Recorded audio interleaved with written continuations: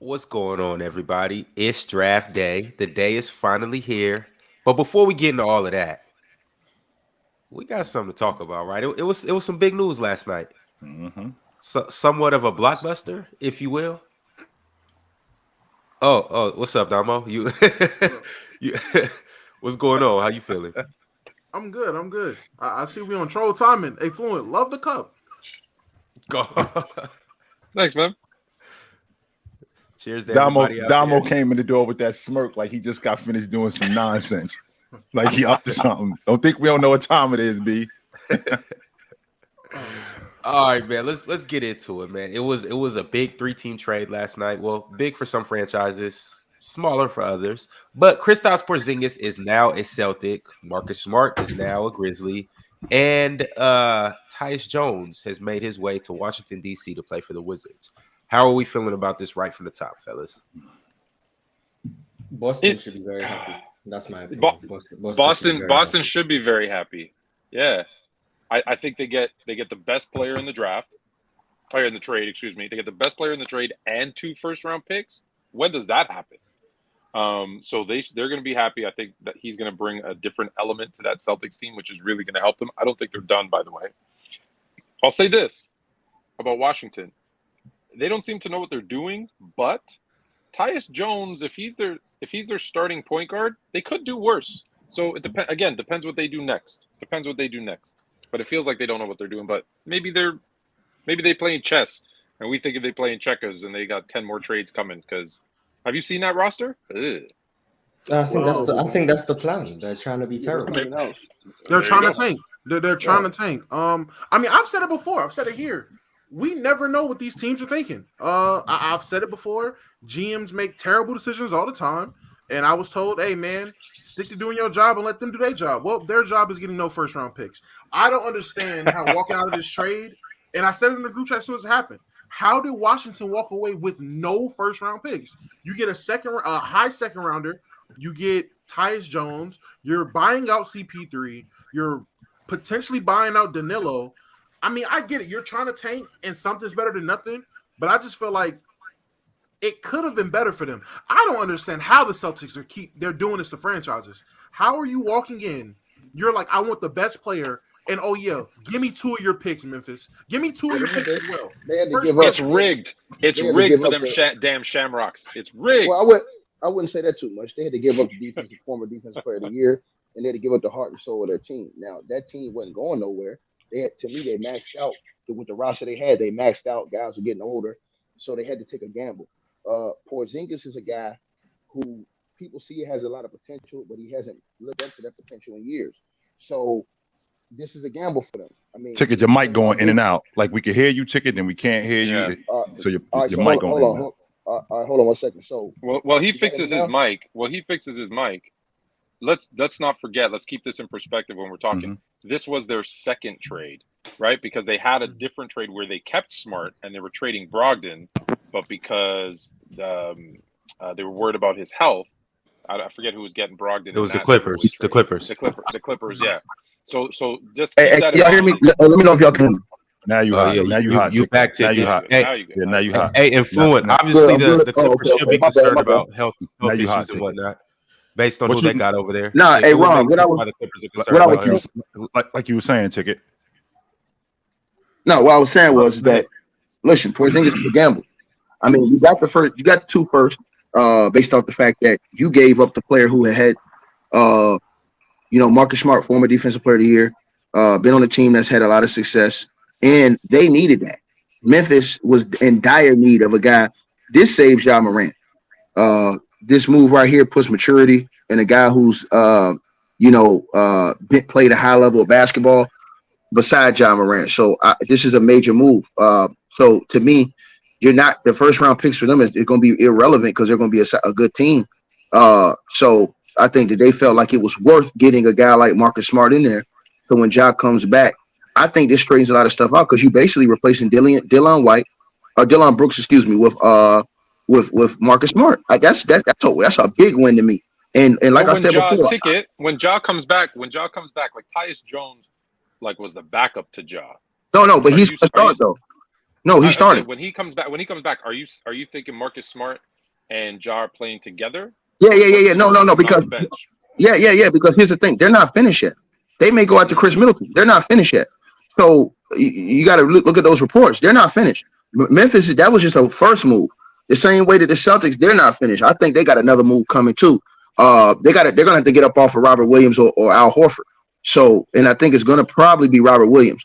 So they got more moves coming too. You ain't got to look at that because now Robert Williams minutes and Al, they like Big Al. They want Big Al in the locker room for the leadership and just for everything he brings to the table. Robert Williams is a guy they're gonna have to pay down the line at some point in time, and they don't want to pay him. He's an injury prone guy, so they're gonna have to get rid of him. They're gonna get off him because they're committing to Kristaps Porzingis. He opted into his $36 million, Damo. So you're looking like that. Let me school you to the game. They're gonna sign him to an extension, and that means they're not going to be able to sign Robert Williams to the extension that he's going to want when his time comes up. And I wouldn't if I was the Celtics either because he's been injury prone, in and out the lineup, and unreliable most of the time.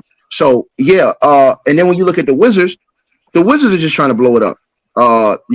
It's not bad management. The Wizards team, where we're going, is nowhere fast.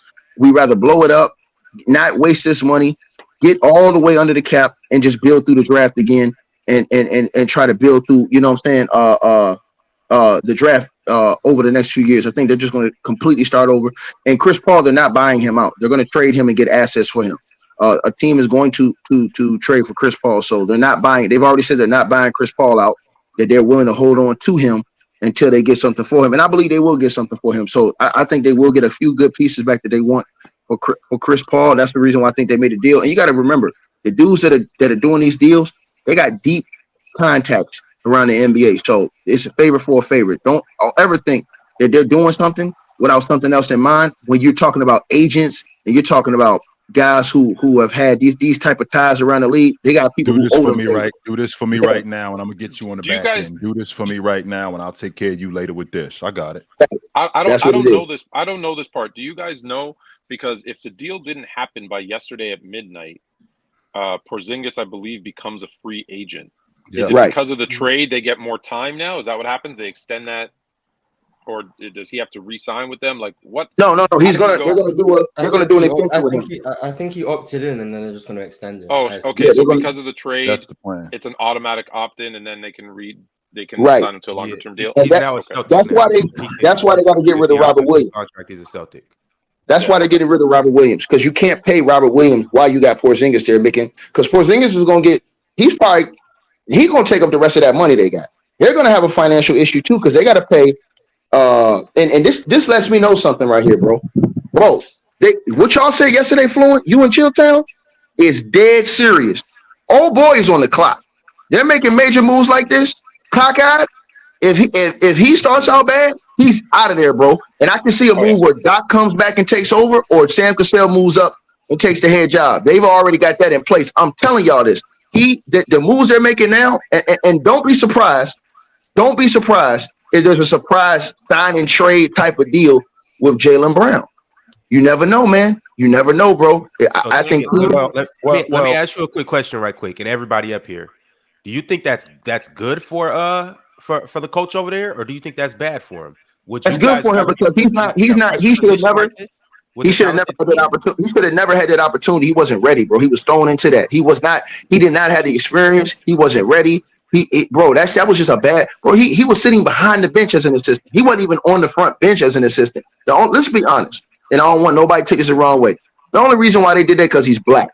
So they were putting a black coach out. So they wanted to put another black coach in to make it seem like they wasn't trying to do too dirty to Ime Udoka. So they said, well, let's just because they could have brought any of those assistant coaches that was on the bench in the front with him and made them the next guy up. Let's get a little bit of history before you keep going, Ticket. I don't want to cut you off, but let's get a little bit of history on Missoula. Missoula initially was handpicked by Danny Ainge with the Boston Celtics, but he passed on the job originally. And the reason why he passed on the job originally, because he already had a job that he committed to in college as a D2 coach. So he had already passed on that job because Danny Ainge, he was Danny Ainge's guy. So when that contract was up, that's when he got on the crew.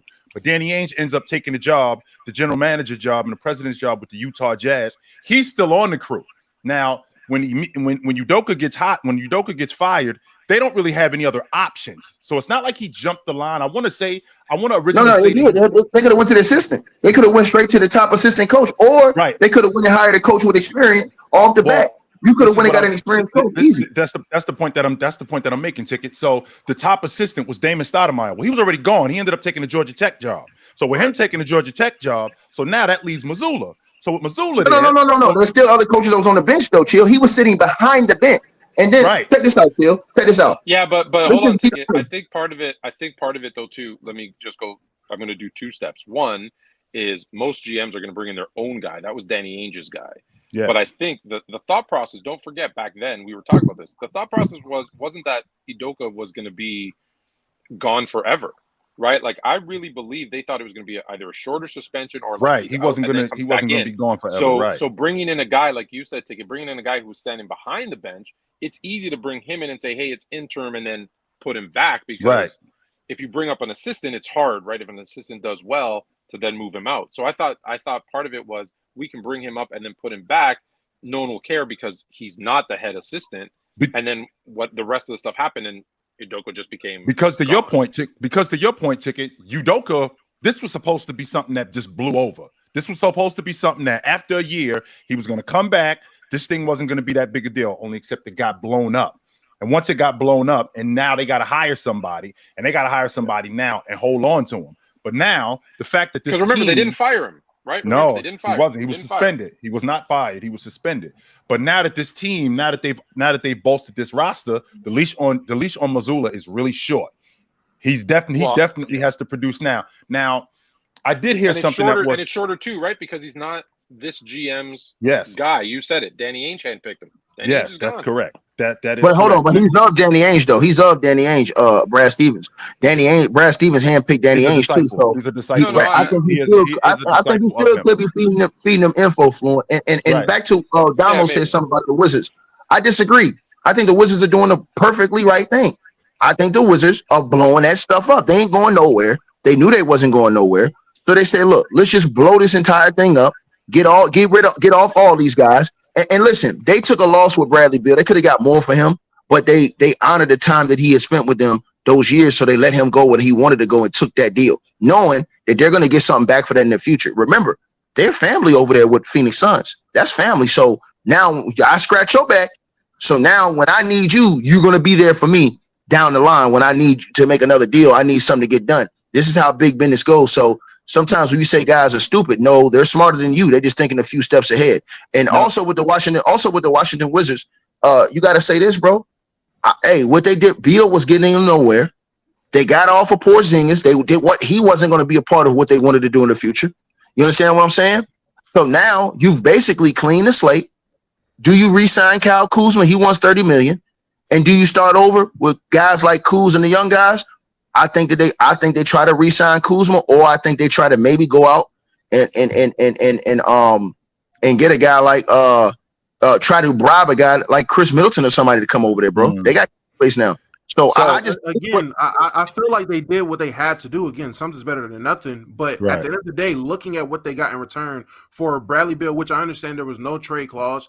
I get that. No trade clause, so they was at Bradley Beal's whim. Wherever he wanted to go, he had to go. Cool. But for KP, I mean, I'm not going to go back on thinking that realistically they could have probably got something more than just. Hold on, what did they get for KP? They got KP and what else, bro? They basically got Tyus Jones. They got Tyus Jones. They got a second round pick, the 35th overall pick. And they got Danilo and Mike Muscala. And with Danilo, I doubt I probably think he's a buy. Well, no, they're buying up Chris Paul. I don't know how many guys you can buy out at once. Don't be surprised if Danilo's back with the Celtics. But here's the thing, don't be surprised if they buy him out and he come back to the Celtics. The most important thing that they got was bad. Because remember, I told you guys this, I want to say 2 weeks ago, the worst thing you can be is mid. Because then you don't get good draft picks, there's nothing. So what they did was they got bad. And I think they're gonna cut, release, trade as many of these pieces that they can, these CP3s, the Gallinaros, those guys. I think they maybe try to sign and trade Kuzma if you say he's a free agent versus keeping him and building around him. I think they're in full kind of tank mode, which isn't a bad thing. And just quickly on the Grizzlies, I told you they were going to start making some moves. Remember I said when we said who's a team that we don't expect to make some moves. Yeah, told you it was going to you be the did say Grizzlies. that. We're going to You did say that. I disagree with Ticket. I disagree with Ticket on the Robert Williams logic. The reason why I disagree with you with that, Ticket, is because what we're going to do is we're going to showcase him, just like you talked about Chris Paul. So Chris Paul now getting traded to Washington, that money is guaranteed. So they're not eating any of that money. Chris Paul isn't eating any of that money. So what they're going to do is they're going to showcase him. Well, the same thing is going to happen in Boston. They're going to showcase Robert Williams. They're not going to give him up right now. No, he's gone. He's gone. He's gone. No. What they're going to do is they're going to showcase him because now we got a 3 big man rotation. Just so you know, Porzingis I think he's 4th in the league in post points per game. So now you got a rotation of both Hartford, Porzingis, and Robert Williams. You got your defender, you got your vet in Hartford, and you got your low post scorer in Porzingis, who can also step out. So that's going to make Robert Williams look even better, which is going to up his trade value because he's not going to have to play as much. So because he's not going to have to play as much, now what's going to happen to him is he's going to look a lot better to other people. So that means more first-round picks. That means maybe another guard. So they're not just going to trade him right now. I'd be really surprised if they traded him right now. I think that's good for their rotation, though.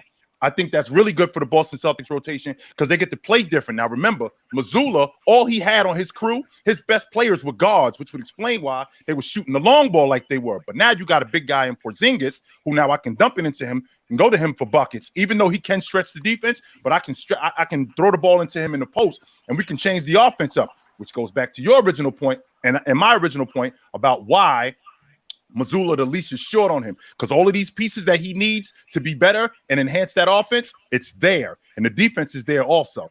We'll get into the other stuff about Malcolm Brogdon and that stuff in a minute. But as of right now, I do disagree with that point, Ticket, about you talking about them moving off of Robert Williams.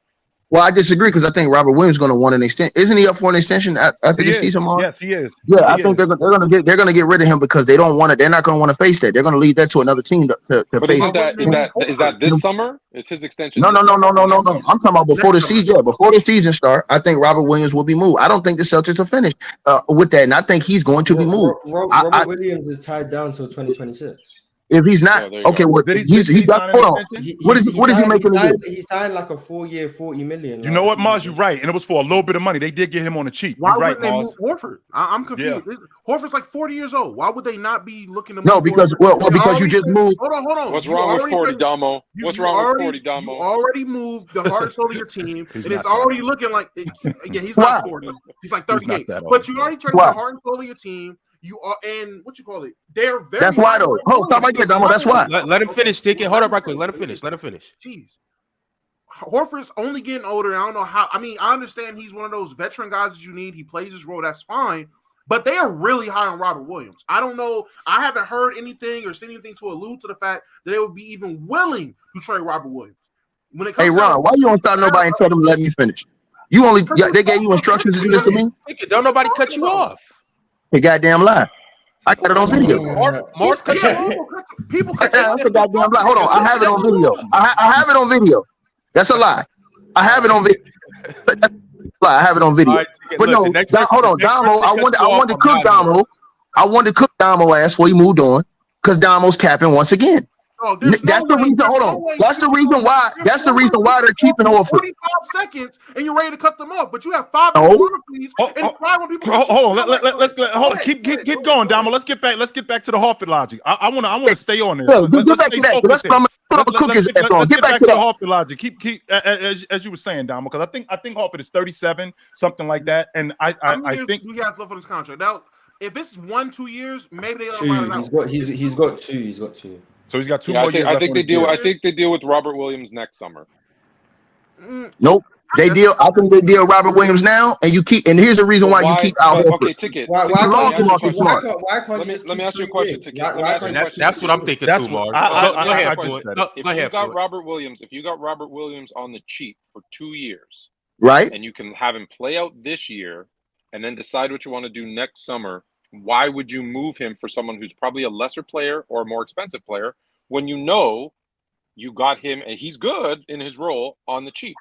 There's no incentive for them unless it is. It is. Away with an offer. It is. And I'm gonna break you down easy. Here's the reason why. You probably would have did that if you didn't have to give up Marcus Smart. But since you gave up the leadership in Marcus Smart, the last real leader that you had to hold the locker room together is Al Horford. He's the guy that when you brought him back over there, the Celtics got back on the ship from when he came over to Philly. So if you get rid of both of your if you get rid of both of your leaders, now you got a serious problem. With Robert Williams, the reason why you probably gonna come out Robert Williams is because you don't want to have two injury-prone dudes like Porzingis and Robert Williams on your team getting major minutes. Because Robert Williams, for one, isn't going to play 50 games, and Porzingis has an injury history of his own. So why would I get rid of an older dude who's going to play more than those guys when both of those guys have a big-time injury risk to their name? So I can move off Robert Williams because guess what? He does have trade value. He has more value than what Al Horford has. And he's hold on. I'm gonna finish cooking. I'm gonna finish cooking you, dude. I'm gonna finish cooking your ass.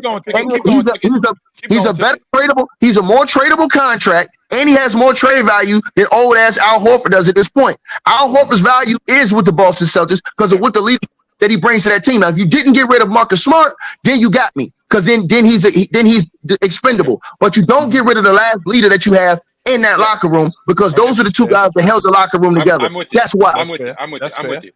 But here's the thing. Bottom on these niggas. Why not keep them all? Because they're on the Al Horford and Williams are cheap. So why not keep them all, knowing that Horford's old, Robert Williams and Porzingis do have a injury history, but Porzingis is, I think, coming off his healthiest season last year. So you're betting on him being healthy. But why not keep them all in case they get hurt? Because you can afford to have all three and just have that's your big man rotation. Why do you have to get rid of one? Because you have to get rid of now. You have to use Robert Williams to get you a backup point guard option now because of what was just hold on. Let me finish. My fault. Because of what was just reported this morning about Malcolm Brogdon. They say Malcolm Brogdon's injury is more serious than anybody thought. So now, if you're the Celtics, they're saying, look, his injury was so bad that the Clippers shut the whole deal down.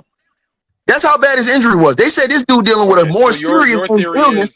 Your theory is Williams for a guard because they were very guard heavy. That's why they went for. No. I'm right. They're going to give up Williams to get more depth because you're going to lose Grant Williams to free agency. You can't really trust Malcolm Brogdon going forward. He's been injured, and they're saying now they just reported that Malcolm Brogdon his injury situation is much more serious than what anybody thought. Right, but here's you're losing those two guys. Right. Yeah, but here's the problem with that. They said we need to get rid of a guard and bring in a big because we're too guard heavy and we need more bigs. That's what Boston said when they made the trade. If they then trade one of their bigs for another guard, they're back in the exact same situation that they said they were trying to get out of. So that it just doesn't make sense with what they're saying. They're saying was we need to get rid of a guard and bring in a big. If they then get rid of a big and bring in another guard, they're back to where they started. And on top of that, on top of that logic, with the big three, with the three bigs that you have with the rotation, that makes us better than all of these front lines in the Eastern Conference. All of them. With Porzingis. And they're thinking of Denver, right? They're thinking this. They're thinking of the East, and if they get to Denver, they need to be big, right? Because they saw what happened to Miami not having enough bigs, right? So they're thinking ahead. And like I said, what was one of the biggest gripes on the Boston Celtics? They shot the long ball the way that they did. Well, now when you add Porzingis to the lineup, a guy who's in the top 5 in the league and points per game in the post, now that brings a different dynamic to our game. We also, with Robert Williams, now, like I just said, he doesn't have to play as much because now we got a big man rotation of these three guys. Harpett doesn't have to play as much. Porzingis is going to take some life off. Porzingis is going to put some life on him, just like he's going to put life on Porzingis, and he's going to make him more viable to the offense. I think this is really good for them. On top of that, you got Robert Williams on the cheap. So there's no reason to trade him right now as opposed to next summer or in the middle of the season. I'm not even considering trading Robert Williams because this is the same reason why I'm not considering trading Robert Williams is the same reason why Jason Tatum and Jalen Brown were demanding that Robert Williams played more during the playoffs. Like, why is he not starting? Why is he not playing more? And the reason why they was feeling like that is because how much better they are defensively. So there's no reason why I want this dude off the floor, let alone off my roster. No way am I doing that. Well, Mars, hold on, right quick, ticket. Hold on. I'm gonna get to Mars. I want to hear what would you do in this scenario if you're the Celtics? Like literally everything. What you're the GM / coach right now. You're Brad Stevens. What do you do? Do you trade anybody? Do you keep it as is? Is it another player that you're looking to bring in? The only person I might trade is probably Malcolm Brogdon if his injury is that concerning. But I don't know if you can really move him if his injury is that concerning. But I'm keeping the front court. I'm keeping KP. I'm keeping Rob. I'm keeping Al Horford, JT, and Jalen Brown. I'd trade Jalen Brown, but I don't think they're going to make that much of a drastic change. So you keep Jalen Brown, and then Grant Williams probably leaves anyway. So then you probably just get like a mid-level wing, whoever that may be.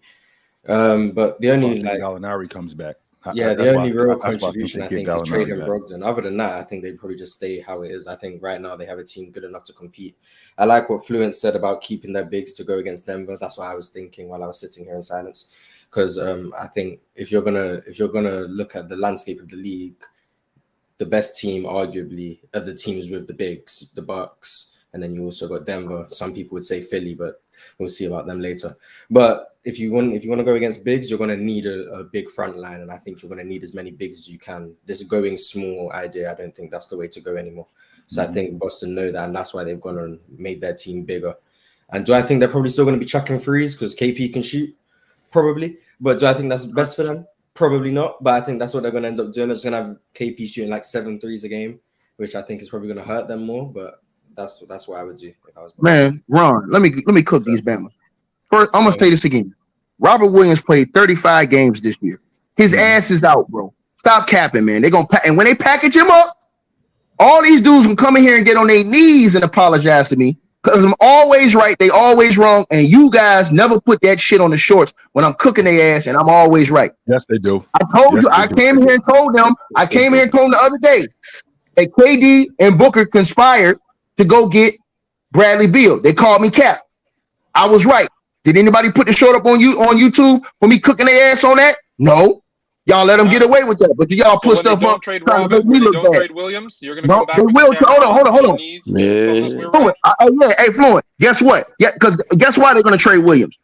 He's their best asset they got left to get other pieces on the team. Listen, when you think about it, bro, they're not trading Williams, man. I don't feel they need any other. Like in their minds, they don't need anything else. That's my opinion. Bro, they do need something else, bro. Listen, how can you? What else do they need? Ticket. What else do they need? Hold on, a guy that's reliable. The man played 35 games last year, and then in the last game, the man couldn't even play. Was throwing up the whole game. He had to leave the game. Hold on. But chill, wait. That's not. Hold on. That's not my whole point. My whole point is every single year is something new with this guy. It's an injury. It's something. Listen. I want you to think about this. Robert Williams. 2022. How many games? Hold on. Robert Williams been in the league 5 years. He's played 32, 29, 52, 61, and 35 games. His ass is gone, man. I can't depend on no guy like that. But guess what? He has the most trade value. Now, when he gets moved, I am gonna be the man, the myth, the mofo legend once again on this channel. Go ahead. All right. His first year, was he not? I don't even think he was getting ticked like that his rookie year. Was he not? He wasn't. He wasn't getting ticked like that. And he didn't. Can I just say 30 minutes talking about the Celtics as a Laker fan? Tough. Dude. Get over it, Tone. Get over it. Because I'm 100% confident we was in here talking about the Lakers, you'd be right in front of the camera. So I don't want to hear your nonsense. I'd be ready. Get over it. For that. Y'all hear me? And now that what's up, and that now the fact that the fact that now this this Malcolm Brogdon issue, which we really shouldn't be surprised about, because just so you guys know, this season that just passed, this is the most games he's played this season since his rookie year. Not only is this the most games, yes, it's the most games he's played this season since his rookie year. And this is the least amount of minutes he's played since his rookie year, which would explain why he's healthy, right? So we also talking about a dude. I think his elbow, I think we're looking at something like Tommy John, like what baseball players have. So it might be a lot more serious than they letting on. And the Clippers is like, we already got enough nonsense over here dealing with Leonard. We got enough nonsense dealing with Paul George. There's no reason for us to get involved in that, which now compounds them trying to move off of him because now he's damaged goods, which we all knew that. We all knew that Malcolm Brogdon was damaged goods anyway. The fact that this season he played as many games as he played, people kind of forgot that this dude stayed hurt. He stayed hurt. So I think that the Celtics would probably benefit holding on to him and just managing his minutes And he'll get and let's be clear, guys, he will get over the idea of being traded, because last I checked, Robert Horry was traded to Detroit for Sean Elliott, and the trade fell through. He came back and they won the NBA championship in back-to-back seasons. Malcolm Brogdon will get over being traded and the deal falling through. He'll get over that. Really? I think you're just happy about this deal because they got a third team involved. They did get a third team involved. What's up, Mookie? How you living today? Mook, what up, brother? What up, man? Salute everybody, man. Yeah, man, I'm disappointed yesterday, man, because I wanted the Clippers to get Malcolm Brogdon. You know what I'm saying? I think it's hypocritical of their organization to sit there and call off that trade because injury concerns with Malcolm Brogdon, but they still got two injury-prone star players over there in Kawhi Leonard and Paul George, which is hypocritical for me. You know what I'm saying? But why is it hypocritical, Mook? We don't want to add to that. We already got enough bullshit going on. Right, hold on. Hey, hold on, Ron. Chilltown just cut off, and you ain't tell Chilltown don't cut off. That's what I be telling you about, Ron. Keep it 100, dog. Keep that shit 100, Ron.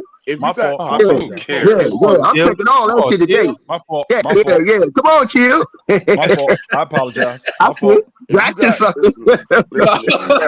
Your ticket. Crazy thing is, you wouldn't have said nothing if it was anybody. Hey, I'm just trolling. I'm just trolling, chill. I love you. I'm just trolling. Mook, I apologize. I'm trolling. I'm sorry. I apologize. I'm saying is that if you got two players that just not reliable and they're getting injured consistently, it's like why you have them on your team? Like why is Kawhi and Paul George still on the team? Like, I understand that they're star players when you hoping on them being healthy, but the fact that they're not being healthy, the fact that they're not getting younger, the fact that you're doing everything you can to load manage and restrict their minutes as well, like, and then the fact that they're not going healthy, they're not being healthy going to a postseason setting, is like, bro, like, what the hell?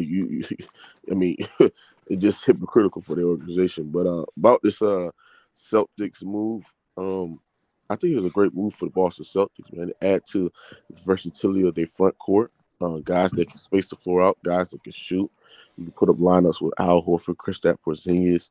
Then you got Tatum, you got Brown. You know what I'm saying? And Kristaps Porzingis is an underrated shot blocker. His ability to alter shots at the rim. His timing is precise, and then you can post him up. His face-up game is there. He's a finesse player as well. So I think and he can get rebounds too as well. So that pick and pop with Tatum is a pick and roll ball handler. Kristaps Porzingis do that pick and pop. That's lethal for that team as well. So I think that's good for the Boston Celtics. But that being said, Boston Celtics can make all these moves, right? They get all these players as well, bro. They're not going to win a championship because the flaws that both Tatum and Jalen Brown possess, bro. And the flaws is the ball security, the fact that Tatum hasn't yet developed a refined post game, the fact that Jalen Brown playmaking hasn't developed yet, and his passing is very, very suspect. The fact that when he gets double, he literally just don't know what to do at times as well. The fact that when they drive to the paint in traffic, they're turnover machines. They can attack their handle. They don't have a left hand as well, bro. When teams can force you left, that's something that you got to improve in your game in the offseason. The fact that they haven't done it yet. And shout out to Brad Stevens, because Brad Stevens is making a lot of moves, man. The fact that they got Kristaps Porzingis and 2 first-round picks last night, that was cool. But yeah, bro, they can make all these moves, all these changes, which they have the talent to win. Over the last 2 years, they've had the talent to win, but the 2 star players have major flaws in their game. But if you ask me which Boston should get, I think they should get another 3-and-D wing.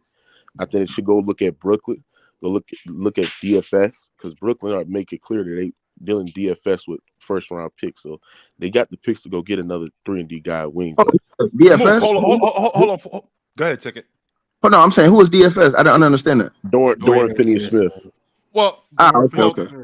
My question is, you said they got major flaws. Just so you know, the Boston Celtics had the second best record in the NBA. It was in Game 7 of the Eastern Conference Championship. And they could have very well won the Eastern Conference Championship and been right back in the position that they were in. Now you need a lot of things to go right.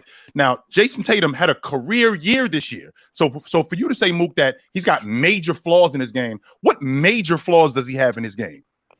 Ball security, ball handling issues. The fact that he has not developed a refined post game, like I said, Jalen Brown his playmaking has gotten better. Jalen Brown playmaking is passing. The fact that he just don't know what to do when double teams comes as well, especially when he gets deep into the paint. Those issues are literally getting exposed. That's why the reason why Miami is a bad matchup for a team like the Boston Celtics, because they can attack those flaws. They can expose the flaws.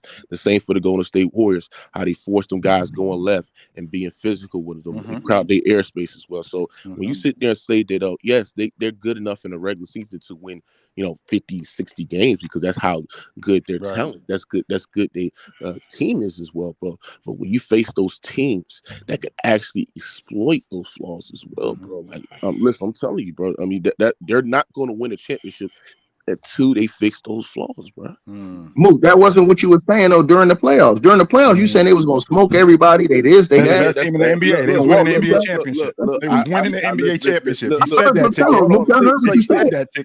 said that. Hold on. Ticket. I was wrong, bro. I was wrong. I fucked up. Like I got blinded by the talent. I got blinded how great this team was in the regular season. You know what I'm saying? And I got blinded how they got 2 elite wings and shit like that, but the flaws were still there. I thought they was good enough to fix those flaws when teams do that as well. But the fact that they haven't done that shit, bro, it is what it is, bro. But bro, I want to address one last thing you said.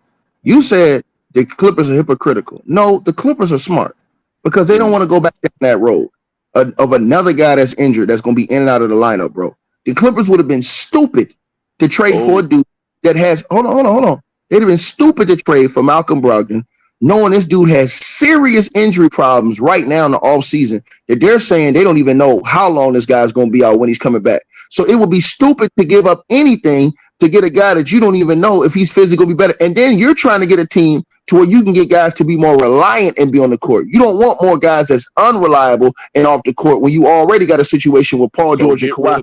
Can't stay on the court. Paul George then. They're too. No. But nobody said that. Hold on. We know they're stopping people. What is y'all niggas not understanding? No, we said, hold on. We know they're stopping. Watch Jerry West say on Paul George podcast, look him in the face and say the fact that his 2 best players not being able to play more than half the season is a problem and is crazy. He said that to his fans. And that's why they're taking offers right now for Paul George.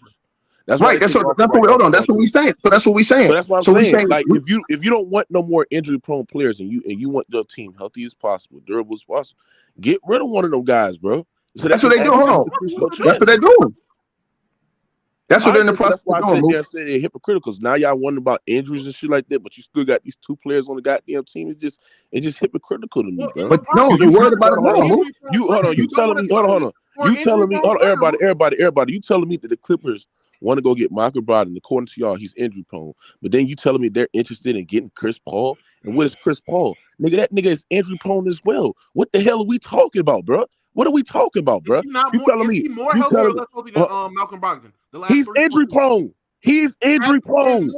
I don't care, bro. He's injury prone. He's injury prone. The same thing goes for goddamn John Wall. Where they went to go get John Wall. Can I pause you there for a sec? Can I pause you there just to add quickly? Can I time out for a second? So yeah, just quickly. So all right, I'm just gonna say though, an injured Chris Paul, an injury prone Chris Paul, which I get, it's in the playoffs at the worst possible time, and an injury Malcolm Brogdon. You're still picking Chris Paul over Brogdon if you have to choose between the two. You're still picking him because you know when healthy, he's going to do more for your team, even at this point. I agree with you. Let me just say, I agree with you. At this juncture of their careers, is everybody picking? Yeah, I gotta agree. I'll agree. They should get rid of probably Paul George. I agree with that too. But I mean, adding more injury-prone people in, he's right. It doesn't help. But if I have, I agree with Florence.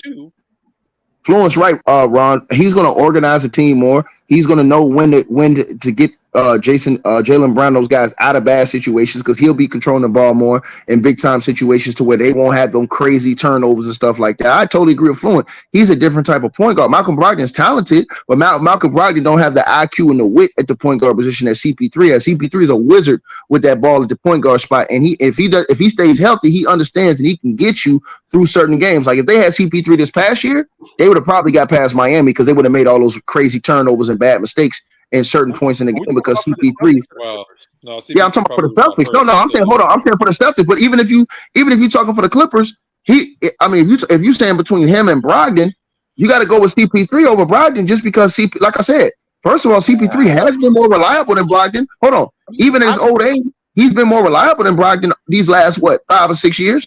This is true. CP3 just came out the NBA Finals 2 or 3 years ago. Brogdon just played like 67 games last year. That's the most he played That's the most he played since his rookie season, Mook. That's the most. Yeah. In limited minutes, why are you taking Brogdon over Chris Paul, Ron? I just think at this juncture of their career, I just think Brogdon brings a little more when he's on the floor. I think Chris Paul, he's not the same Chris Paul he was. I think Brogdon got a little more firepower. Defensively, Brogdon's solid, and I just think he provides just a little more than Chris Paul, just all around the floor. But I mean, when it comes to leadership, you can't deny, obviously, with leadership, Chris Paul is who he is. But I just think at some point, if I got somebody out there, I think Brogdon's just gonna, he's gonna score a little more. He's gonna provide just a little more firepower in the fast break. I think he's gonna get into the paint a little more. He can shoot it damn near just as good as Chris Paul. He's a better shooter at this point of his career. Yeah, it's clearly I would just rather him. And on top of that, Chris Paul's injury prone too. So it's like, my last question to y'all is this. So now with the Porzingis trade, and I know Mars or Fluent, one of the guys probably chill on y'all. Does that mean that the minutes are now does that mean they're going to start 2 bigs, or they're going to just start 1 big like they tried to do last year, and then all the rest guards? Y'all think they're starting a 2 big lineup? Yes, 100%. Well, if they're smart, depending on who they're playing. Depending on who they're playing, but if they're playing a team that's big, they go 2 big. Hold on, so you think they switch the lineups during the season? Absolutely. In the regular season, I think they're just going to stick to one or the other for the most part. Yeah, that's not good to switch the lineups up during the regular season. But in the playoffs, you said that. I think it will be matchup dependent during the playoffs. Like, I know you ain't saying that. You just saying here. And we was arguing. You said, "Yo, B, I ain't with the switch." I got some breaking news, man. I got some breaking news. The Clippers and the Knicks are discussing a Paul George trade, bro. Julius Randle to the Clippers. Julius Randle to the Clippers. Maybe for Paul George. For Paul George, maybe. Ticket. Wait. Ticket. What did I say? What did I just say? I'm gonna say how you said it. I got a question for you, Mars. But I'm gonna say how you said it. I'm gonna say how you said it too. Yo, man. I ain't with all this switch up the lineup, B. All this switch up the line when we was talking about the Lakers series. We were talking about the Lakers series, and they were talking about blowing them in out the lineup and putting this one in, putting that one. You said, "Yo, man, I ain't with all this switch up the lineups, B." Right. But now you get for the Boston Celtics. When you get to the playoffs, Ticket, 9 times out of 10, this is who we are. So the logic of switching up the lineup in the playoffs, deep into the playoffs, that I do have a problem with. But in the regular season, when we're moving forward, first and foremost, Jason Tatum and Jalen Brown can now go back to their natural positions. Jason Tatum can move back to the 3. Jalen Brown can move back to the 2. You could put Porzingis, or you could put Horford at the 4, and you could put Porzingis or Horford at the 4, and you can put Robert Williams at the 5. That's the idea, as opposed to I'm going to get into the playoffs and now I'm going to switch up the lineup. No, I don't want to do that. No. Mars, check out the breaking news. Okay, buddy. Okay. I stopped playing with Mars. Go ahead, Gio. Wait, we already know where Mars at. Mars is out. If Julius Randle is on the Rockets, Mars is out. Yeah, I'm straight to OKC. Straight to OKC. Oh, now OKC. Yeah, that's not a bad move, Mars. So you're going to the best youngest team possible. Well, you got to remember too, though, Bron. You got to remember if Portland traded Dame, I'd go to Portland, but they're not going to. So OKC is the next option. So. Bron, you got to remember there are no ties here. So Mars isn't married to anybody. So because Mars isn't married to anybody, Mars can jump ship. Mars is not a legit fan like Tone is with the Lakers or Ticket is fanboy. Yeah, that's absolutely what he is. He will bounce on you in a minute. 100%, Mook. He will bounce on you tomorrow. Yes. Hey, Tick, you a Heat fan? No, I like Jimmy Butler. I never said I like the Heat. I just like Jimmy. I've always believed in Jimmy Butler. I think that people underestimated him. But back to what we were saying, bro, I just like Damo. I thought Damo brought up a bad point about the Wizards. I just think the Wizards know what they're doing. I think the Wizards are taking a dynamite stick and blowing the whole place up and saying, you know what, we're going nowhere. You don't think it was possible for them to get anything better than what they got from Porzingis? You don't think? I'm gonna tell you why. Hold on, I'm gonna tell you why. I don't think they're trying to get better though. I think they're trying. I'm gonna tell you what. I think I know where Damo. You talking about picks? You talking about picks? Any kind of better assets in return. Yeah, the issue with the Porzingis trade, the issue was that they were on a very tight, strict time schedule. We had to hurry up. Get it done by midnight last night. So that was part of it too. Right? Some people but they didn't them because they thought, hey, if we cannot make a trade with them, he becomes a free agent and we get him for nothing. And but Fluent, they don't want to. I agree. I see that. I understand something is better than nothing, but I just in the time constraint. Obviously, if that's the case, that's the case. I can't get mad at that. They don't want to commit money, bro. They don't want to commit money to guys that's not gonna. Go ahead, I'm sorry, Ticket. Go ahead, I'm sorry. No, they don't want to commit money to guys that's not gonna help them in the long term. Listen, the Washington Wizards did great in this situation, in my opinion. Listen, with Bradley Beal, you're gonna take that L. Because guess what? If Bradley Beal could easily say, nope, I reject my no trade clause, I'm staying here. Now, guess what? You're stuck with all that money on your books. So they had to get rid of him. And they had to do whatever he wanted to do. So you had to, but the best thing is to get him out of there. Now he's off your books. Now you ain't got to worry about that money right there. So now what do? You got to make a decision on Kyle Kuzma. Now you got to sign somebody. So they probably do get Kyle Kuzma the money and keep him. And then start over with Tyus Jones, Kuzma, and then go the route of draft picks and rebuilding in the draft. I don't see them bringing on no dudes that's going to cost them a lot of money that's not going to be a game changer for them. I see them rebuilding through the draft and trying to go how Philly went when they was in a real bad spot about 6-7 years ago before Embiid them came in the league, where they just was racking up draft picks and then building through the draft. Same way like OKC did. OKC was bad after KD and Russ left. They went through the draft and rebuilt that team. So I just think that's what Washington is. Don't spend no bad money. Plus, Damo, that's a fact. Right, quick, chill. Another thing that hasn't been highlighted with Washington is you guys got to understand they're playing to the new CBA and the new money rules. So what they're trying to do is basically position themselves for in the future when it's a lot of teams that are trying to get off their bad contracts. Well, hey, Washington has a ton of money. So they're going to send those bad contracts to Washington with some first round picks so Washington can take those players. So they're really now you thinking, Ron. So it's like they really playing the long game. Remember I said that in the group chat yesterday, Dumbo? Like when I said they're playing the long game, it may not look like it right now because they didn't get no first round picks for Bradley Beal or Porzingis. But keep in mind, bro, it's going to be some contracts, some terrible contracts that teams are going to have to get off. And they're calling Washington immediately like, hey, I got a first round pick in this player. Can you take them? And Washington's going to be like, yeah, we got the money. You come up with them picks. And I feel it. I feel it. I'm just I don't trust Washington as a franchise. So for them to be making smart decisions going forward is just a wait and see type of thing. I had the same complaint about Detroit years ago.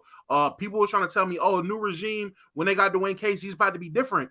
Okay, we'll see. I have to see it be different with Detroit. They got talent, but they fired Dwayne Casey. Nothing really changed for it. They got more talent. That's fine. They drafted well. I give them that. So if the Wizards can draft well, get diamonds in the rough, start making positive moves, I feel it. But if they keep being the Washington Wizards, all this, again, this is for nothing. Like, you got Tyus. I had a Wizards fan telling me, oh, yeah, we got Tyus, and by the trade deadline, we're going to flip him for more assets. I hope so. Because if you don't, then you have Tyus Jones as your best point guard. Where are we going from here? So should I leave the Knicks and go to the Wiz and help them as their GM? They need all the help they can get. No, Tone. You need to go to Toronto, Tone. You need to stay right there in Toronto. Right there where you at. Because Toronto, y'all a mess up, bro. Franchise. Y'all a mess up there, bro. I can't believe I'm saying that about Masai, bro. It's a mess. It's a cesspool up there right now. It is up there. Because Damo, to the point that you was making about getting players back. So usually when you dump in your two best players, you basically starting over, and you're not going to get back what you're asking for. So if Boston and Washington are trading, so if KP garners 2 first-round picks for Boston, do you think in the next 2 years, let's just say in the next 2 years, they got the 28th or the 29th pick? You think the 29th pick in the first round is going to be better than Tyus Jones at the lead guard? Do you think he's going to be better than Shamit?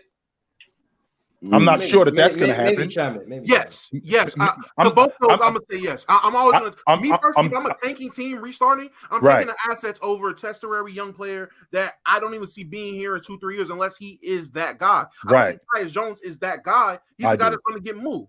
I actually do. I actually do think he's that guy. He's actually proven on Memphis. I think he's a starting lead guard in the game. Not only is he a starting lead guard in the game, he's smarter than a lot of the lead guards in the game. plays more defense.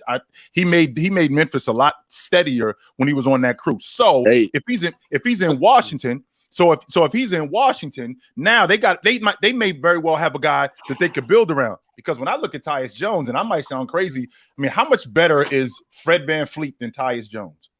Is he that much better than him? Stop picking on Fred, but let me just say Tyus Jones. Let me just say quickly about Tyus Jones. Let me just say quickly. Is Tyus Jones that guy, or does he look like that guy who steadied a psychotic ship of a talented roster? Right. Like, he's not going to have that much talent around him in Washington, which is good, Tone. You know why? And you know why it's different. And you know why? But the good thing about that is that we actually have a piece to build around now, as opposed to with him being in Memphis. Okay, he did steady a ship, which shows that he can perform in chaos. So if we building around this guy, then we can build if we're smart enough and we're competent enough, we can very well possibly build. That's it. I know that's. Hey, Chill, you don't think the Grizzlies got better? Are we talking about building around Tyus Jones? Tyus Jones, that's what I'm about to ask. No. This is what we're talking about. No. What he's saying is Tyus Jones can be your lead guard, and then you got to put the talent around him. Like, he's okay as a starting point guard. Actually, what I'm saying is when you move in Porzingis and you get 2 1s, if we end up with the 27th pick in the first round, is that 27th pick going to be better than Tyus Jones? I'm not sure. I can't say with 100% certainty it is, but take it a step further. But I'm going to go with Tyus Jones because I think he's a starting lead guard in the game. As of right now, I'm going to go with him. Take a step further. Take your question a step further. Is the 27th pick? Do you trust Washington to pick someone better than Tyus Jones? Now, there we go. Now, that's a good question. Now, I will say no. I will definitely say I don't. That's the $1 million issue. That's the $1 million question right there. So, fellas, I got a couple questions, and I want to compare Marcus Smart to Tyus Jones. Who do you guys think will be better, or who is better? Mm-hmm. But before I do that, Mars, I do want to ask you though. Turn ticket blood pressure down. Chill ticket. You said turn ticket's blood pressure up to the max. But Mars, you said trade Jalen Brown. I want to know what that looks like for you. Well, you probably have to get back something that will help you compete. Paul George. No. What? He said Mookie just trying to get rid of Paul George. That's all he's trying to do, Tone. He just wants George off his. He want Leonard off the roster too. Don't think he don't want him. It's not just George. He's like he want Leonard gone too. I don't care who you get for VanVleet, just trade him. If you'd probably look for something like in a similar mold, like position wise. So I don't know if Chicago would give up Zach LaVine, or Brooklyn would give up Mikal Bridges, or if New Orleans would give up Brandon Ingram, like those type of players, probably who you're looking at. I don't know if they can get that back, because that means you're probably going to have to pay Jalen Brown a lot of money to get him there. But that's the type of mold of players I'm looking at. I don't know what wings are really available in the market right now, so you probably have to wait a little bit. Everybody's available. I want LaVine. I want LaVine to go north. Paul George. I want LaVine to go north from Chicago. Right up to them trading for Paul George doesn't make sense for them though. Why don't make sense for them? Like, because he can't stay healthy. Yeah, that's true, but but to be honest, like between Jalen Brown and Paul George, Jalen Brown possessed more flaws that can be exploited than Paul George. But Jalen Brown can play basketball on the floor when you need him to play basketball on the floor. And the same thing goes for Paul George. Paul George is a much better defender. I think Paul George on that team, he can play make, can pass. Like the flaws that's glaring in Jalen Brown's game, that's not going to be exposed when you have a guy like Paul George on the Boston Celtics. Paul George hasn't played a playoff game since 2021. Well, we'll put it in context. The team missed the playoffs. Yeah, because he missed the second playing game. That's why they missed the playoffs, because he missed the second playing game. It's not because of injuries, because COVID. He missed it. I know, but it's for COVID. And then they missed the playoffs. And then this year hold on. You say he's injured, so he missed the second game because of COVID. Put him on the base screen, Ross. And then, he missed last year. I'll give you that. But I'm saying this is that, like, if you put Paul George with Tatum and alongside with that collection of talent, I think that's a better duo compared to what's Tatum and Jalen Brown. Absolutely, because they can't. He is. Okay, Mookie, you're a Clippers fan. Why do you want to trade Paul George? Huh? Why do you want to trade Paul George? Clippers want to trade Paul George. No, why do you want to trade? Because you said you get off Paul George as well. Why do you want because the duo and Kawhi Leonard just don't fit. It just don't work with each other, bro. Just don't. So you think the duo of Kawhi and Jalen Brown will be better? Jalen Brown works. Why? With all the flaws you said Jalen Brown has, why does that work? Because Paul George. Listen, what I'm saying. I say that the reason why I would say that Tatum and Paul George duo works is because the reason why Brown and Tatum duo don't work because Jalen Brown flaws that he possessed in his game can get more exploded compared to when you got a Paul George who has more of a refined handle. Ball security is much better. Playmaking, he's a much better playmaker, much better passer, much better defender. Mook, have you seen Paul George? No. Forget that. Did you just intentionally not answer the question? Duo, bro. Yes, he did. Why did you just intentionally not answer the question? You know, I just answered your question. The question was why did you? No, the question was about Kawhi and Jalen Brown's fit. That's why the question was about Kawhi and Jalen Brown's Paul George duo, bro. The question was about Kawhi and Jalen Brown's fit, and you spoke about Jason Tatum and Paul George. You didn't answer the question. Why do you like Kawhi and Jalen Brown's fit based on all the flaws you just detailed with Jalen Brown's game? Why does Kawhi and Jalen Brown make sense? Because Jalen Brown is much younger, and I think that I just think there's especially youth. I think that if Clippers want to move in the right direction for their organization, they know that Kawhi Leonard is getting older as well, right? You bring in another younger player as well, and Jalen Brown, which they can, as an organization, feel the need that yes, he can stick around a little bit longer because of his youth as well, and his hope that he can get better as well. I think that's the reason why. Clippers will go get a guy like Jalen Brown and move on for a guy like Paul George because they know that Kawhi literally. Hold on. They know that the guy Kawhi literally, ladies and gentlemen, probably got maybe 3 or 4 years left in the game. No, you bringing in a guy like hold on, chill. I'm listening to you. Keep going. You bringing in a guy like goddamn Jalen Brown. He's young. The flaws are still there, but they hope as an organization is for him to get better and for him when Kawhi Leonard goes, he's part of that team. Hold that thought, Damo, because we got a conversation. I know where you're going, Damo. Hold that thought. Mars, keep going.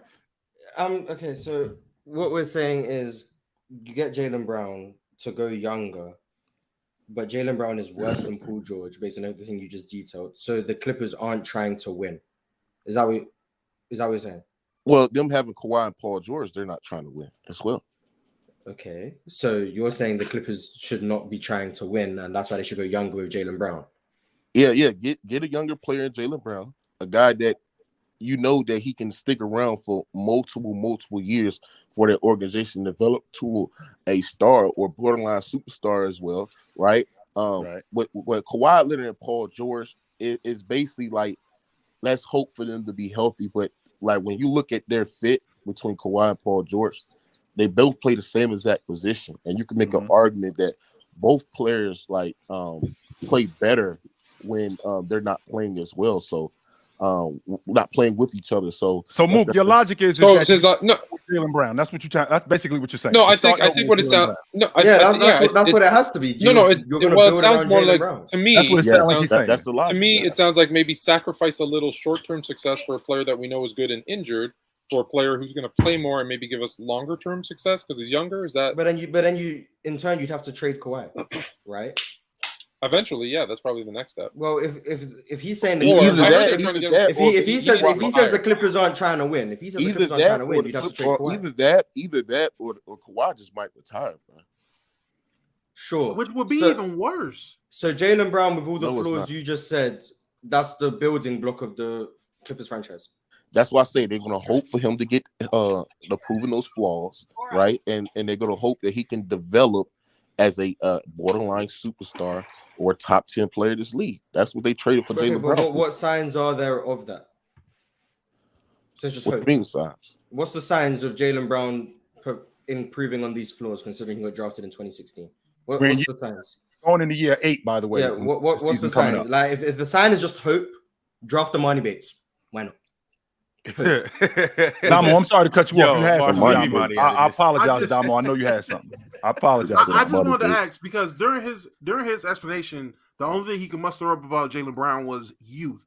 In that case, why not just tank? Why not pull the Wizards? Just get a bunch of youth. That's what I'm saying. What's the point no. Because you're saying, oh, do this because of the because youth it's not and the hope of Jalen Brown becoming the superstar. Which I don't know about you. I don't know how many guys go 7-8 years in their career and you're still talking about their development and the potential of them being something. At that point, they are who they are for the most part. I'm pretty sure you can find an exception or two. I don't think Mr. No Left Hand is that exception. So you're saying trade Paul George for Jalen Brown because of youth and it's better for the long term, and then Kawhi Leonard retiring, so you're getting nothing back for Kawhi Leonard. You traded away your draft picks to get Paul George. So as of right now, you're just Portland Trailblazers with no picks. All right, look, that's what I'm basically saying. And I think we've risen this like next couple of years and stuff like that. But I just think that when you're getting Jalen Brown, and I keep on saying that draft these players in the draft, it's not guaranteed that they can develop as a star. Right now, Jalen Brown is a star. He's a star in this league, ladies and gentlemen, right? And I think that if the flaws improve his playmaking and his passing, his ball security, which I think that those are minor things that needs to get fixed, and it takes experience, right? Kawhi Leonard, for the most part, was not no great playmaker, right, or no good passer and stuff like that. When he went to the Clippers, he improved tremendously as one of the best playmakers and passers, right? So, like I said there and said, like I believe that Jalen Brown, bringing in a guy like Jalen Brown to the Los Angeles Clippers, the youth, right, his potential, his star talent, his improvement in his production every year. Jalen Brown went from 2021 to 2022. Averaging 22, 23 to 26.5 score. You know what I'm saying? So like that's the add in production improvement, and also just him developing to that. I think that's something that the Clippers to look for and try to deal Paul George for Jalen Brown as well. The development logic, Mook. The problem with the development logic is that we're further along. That's number one. Number two, you just mentioned this a little while ago. He has major flaws. You don't fix major flaws in year 8. You don't fix major flaws. I think I over-exaggerated with them. So you're a little embellished in that. Yeah, I over-exaggerated. Half an hour ago, you were talking about the major flaws. Yeah, I was talking about it, but I think that they just became not major. He exaggerated them. I over-exaggerated. Kind of a little embellished. It seems like you're trying to sell the Clippers on getting rid of Paul George. Yo, that's what it sounds like. Mookie, I'm gonna step in because I do kind of feel where you're coming from, and I'm gonna highlight some points to this that I think that you haven't highlighted yet. The big thing about it is Paul George and Kawhi Leonard haven't done nothing yet, and it doesn't look like they're gonna do anything. Paul George is 33, Kawhi Leonard's 33, and they're both going in the opposite direction, and they're both injury prone. You bring in a younger Jalen Brown. He's 26 as opposed to Paul George is 33. He's healthier. He's more consistent. On top of that, we all know what Jalen Brown brings to the tables. Right. We don't need to talk about the flaws. We all know the player he's capable of being. Will he get better? Who knows? But we all know what he's capable of right now. He's an all-star level player. You bring him in and you kind of start from scratch. I'm not saying we're not saying you get better today, right? Because I'm not saying that Paul George at his best is worse than Jalen Brown at his best. But you get a younger player to build around, and you get to start going in a new direction. And on top of that, you get availability is the best ability. So yes, it is. That's gonna be able. That's the point. With all of that being, Mookie couldn't say that point about health because then it wouldn't make sense for Boston to trade for Paul George. That's why he had to go all around the houses with all these other explanations. I had to get my bag and just break it down. And to compound that point. Just be clear. Jalen Brown is a better. You want Jalen Brown on your team versus PG3 at this point or PG. Absolutely. First at and this foremost, point in their career. Are you dudes really trying to sell me Jalen Brown? First and foremost, the Boston Celtics. Jalen Brown. No. Listen right now. So Jalen Brown and Jason Tatum are what Paul George and Kawhi Leonard were supposed to be. So now what Boston is going to do is they're going to unload one of those guys and bring in a guy who was supposed to be as good as a duo as this guy. What the hell are we doing that for? Hey, chill. I was saying for the Clippers. It doesn't make sense for Boston. It makes sense if you're a Clippers fan who wants to get a different. Yes, that's the point. It makes complete sense. Yeah, man. Big Ox in the house. What up, B? It Paul. Feel the roar, huh? What up, Bob? We go today. Our franchise turns from finally making the playoffs. We're gonna make the pick That takes us to the championship this year. What? What What's pick you what got? you guys' pick do you pick? guys have? Like 26. They got the 24th pick in the draft. No, they're gonna take Chris Murray. Imagine getting. Well, I'm saying we could do some sneaky shit with the 25, can't we? No, I think if you get Chris Murray, that's cool. Have twins on the same team. Nice. That would be dope. I ain't gonna lie. I like that. Mookie, I ain't gonna lie to you. If I'm the Clippers, you might as well I think Kawhi's 31. I didn't know he was that. That's crazy. He's young. You might as well trade Paul George to, like, I don't know, the Magic for a bunch of young players. The reason why you don't know he that young, Mook, is because you see how his body breaking down and he looks a lot older. Is, bro. That's why. That's the thing. Like, it's just not gonna work with Kawhi and Paul George. Two guys are injury prone. Like we've been sitting there saying that the Clippers have a talented roster to win a championship, and that's why I feel as though, like, even when Kawhi was healthy in this postseason, I feel like he was so good enough to beat the Phoenix Suns. Even without Paul George, the fact that he went out with a freak injury as well, it's just like, as an organization, when you get tired of it, because they only have one chance of competing for a championship in the bubble, and it's just like, bro, that's why I feel as though the organization is frustrated. That's the reason why there've been reports out there saying that, they're taking some offers for Paul George, because the organization, they're frustrated because we got two injury-prone players that can't be healthy. We load managing, we're putting restrictions and all that, stipulations, and can't play the back-to-backs and all that stuff, man. And these players just can't just be healthy in the postseason setting throughout a deep postseason run to win the championship. So it is what it is, man. But that's been the Clippers' problem for about 10 years now. Of them trying to compete, it comes down to the same things: injuries to their star players and just underachieving. It's the They're same. They're just cursed. And Doc Rivers for the most part. They're just cursed. But even years they didn't have Doc Rivers. That's when the injuries started him. That's when the injuries. And then the Clippers still got Marcus Morris. It's just crazy, man. Yeah, which is tragic. All right, fellas. Moving forward, I did have a question for the panel, and I wanted to ask you guys, how much better does Marcus Smart make the Lakers? Does he propel them a lot? Or is it just kind of like, yeah, we get a little better defensively, but it's not a needle mover? It depends. It's not a needle. No, it could be. It could be. I think it is. If the young guys around him listen to that kind of leadership, because he's brash, right? You don't want to play against him, but you like him on your team.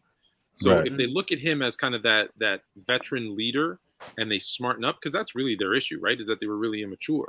So if they say, hey, this guy comes from a winning franchise, he went to the finals, like all that good stuff, it could make them all better from that standpoint. But from a on the court, kind of just that alone, no.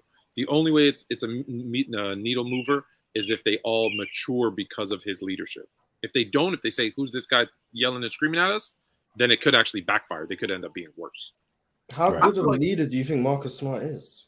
Well, that's why I said it depends, because I don't better than average, Mars. I will say that he's definitely better than average. And being loud doesn't necessarily make you a good leader. No, it doesn't. But showing up every night, not just showing up every night, giving everything that you have, being the consummate pro, not getting yourself in trouble, playing to the highest of your ability, leading that team. I think exactly, which is what Marcus Smart has done.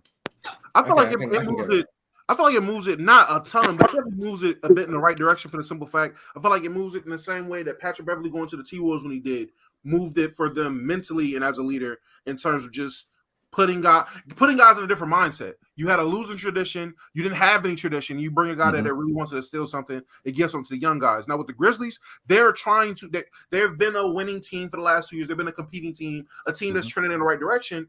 But they've had a lot of immaturities. Now with John Morant being on house arrest, you don't have Dylan Brooks coming back.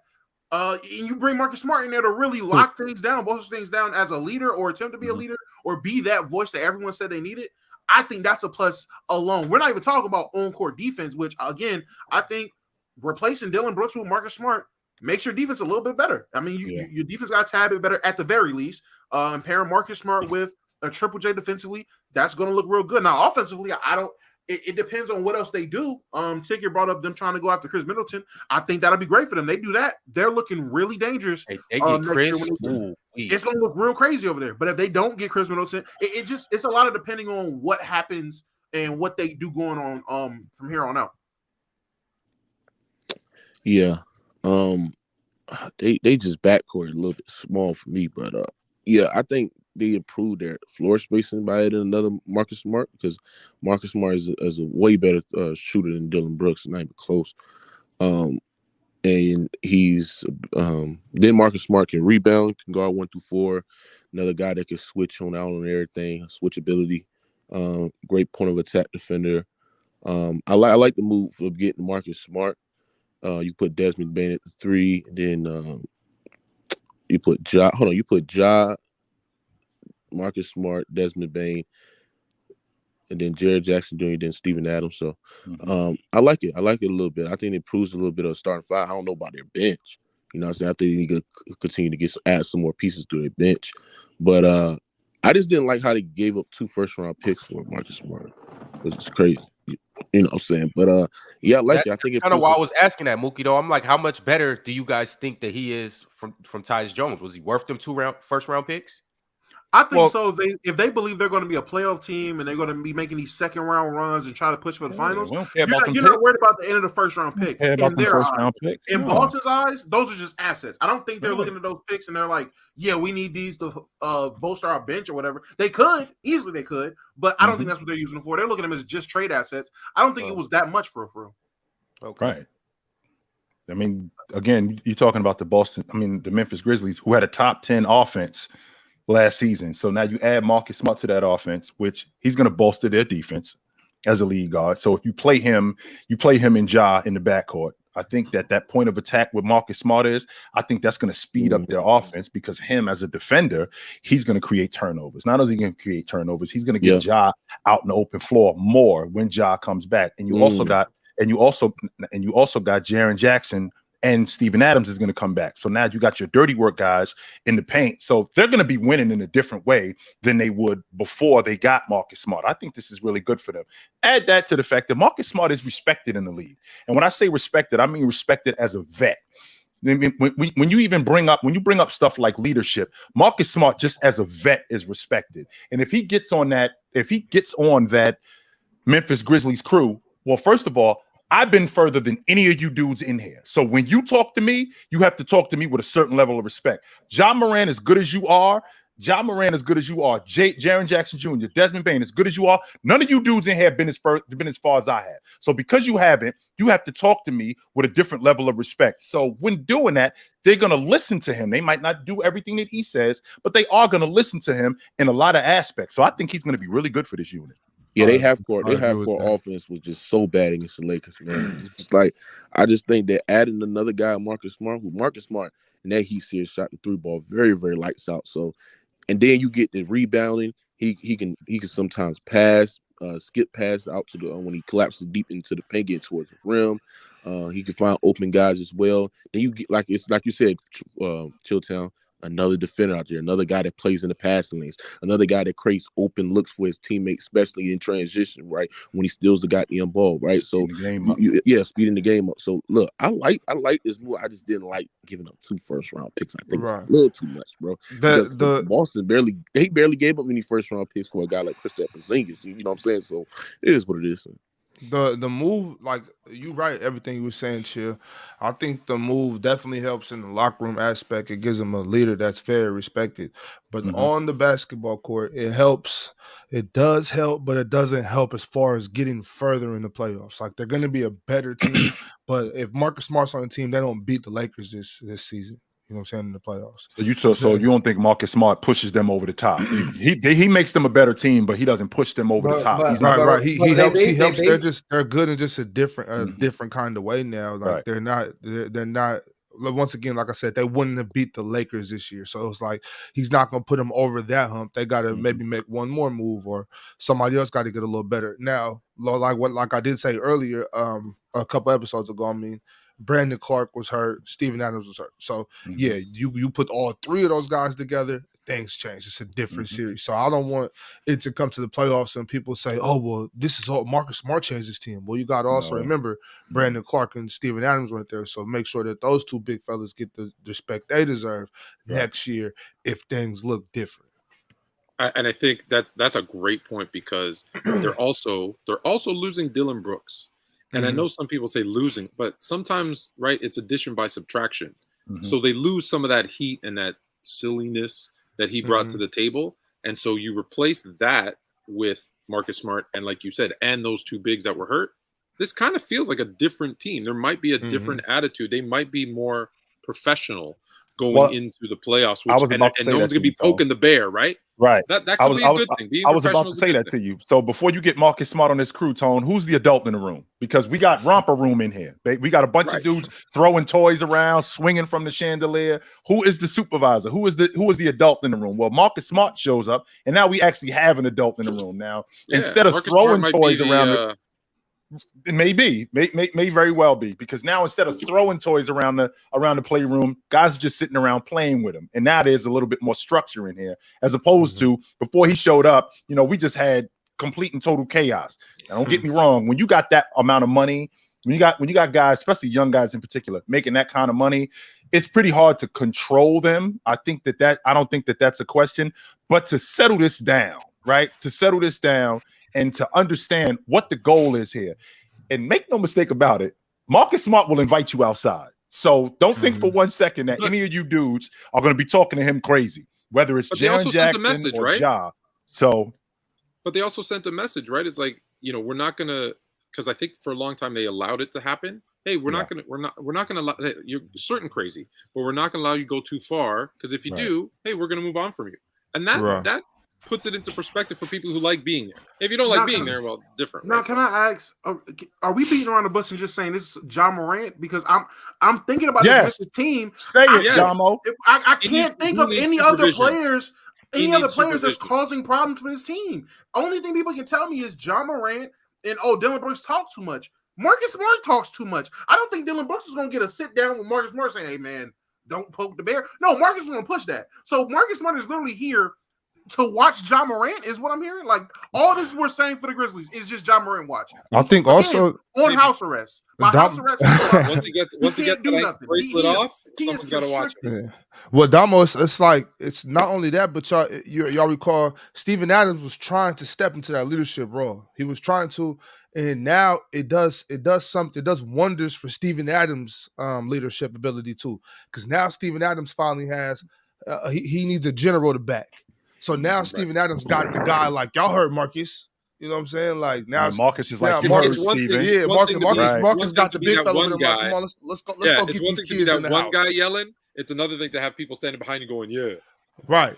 So now Steven Adams because Steven Adams, obviously I don't know these cats, but I don't think he wants to say too much. He's a relaxed guy. He's a cool cat.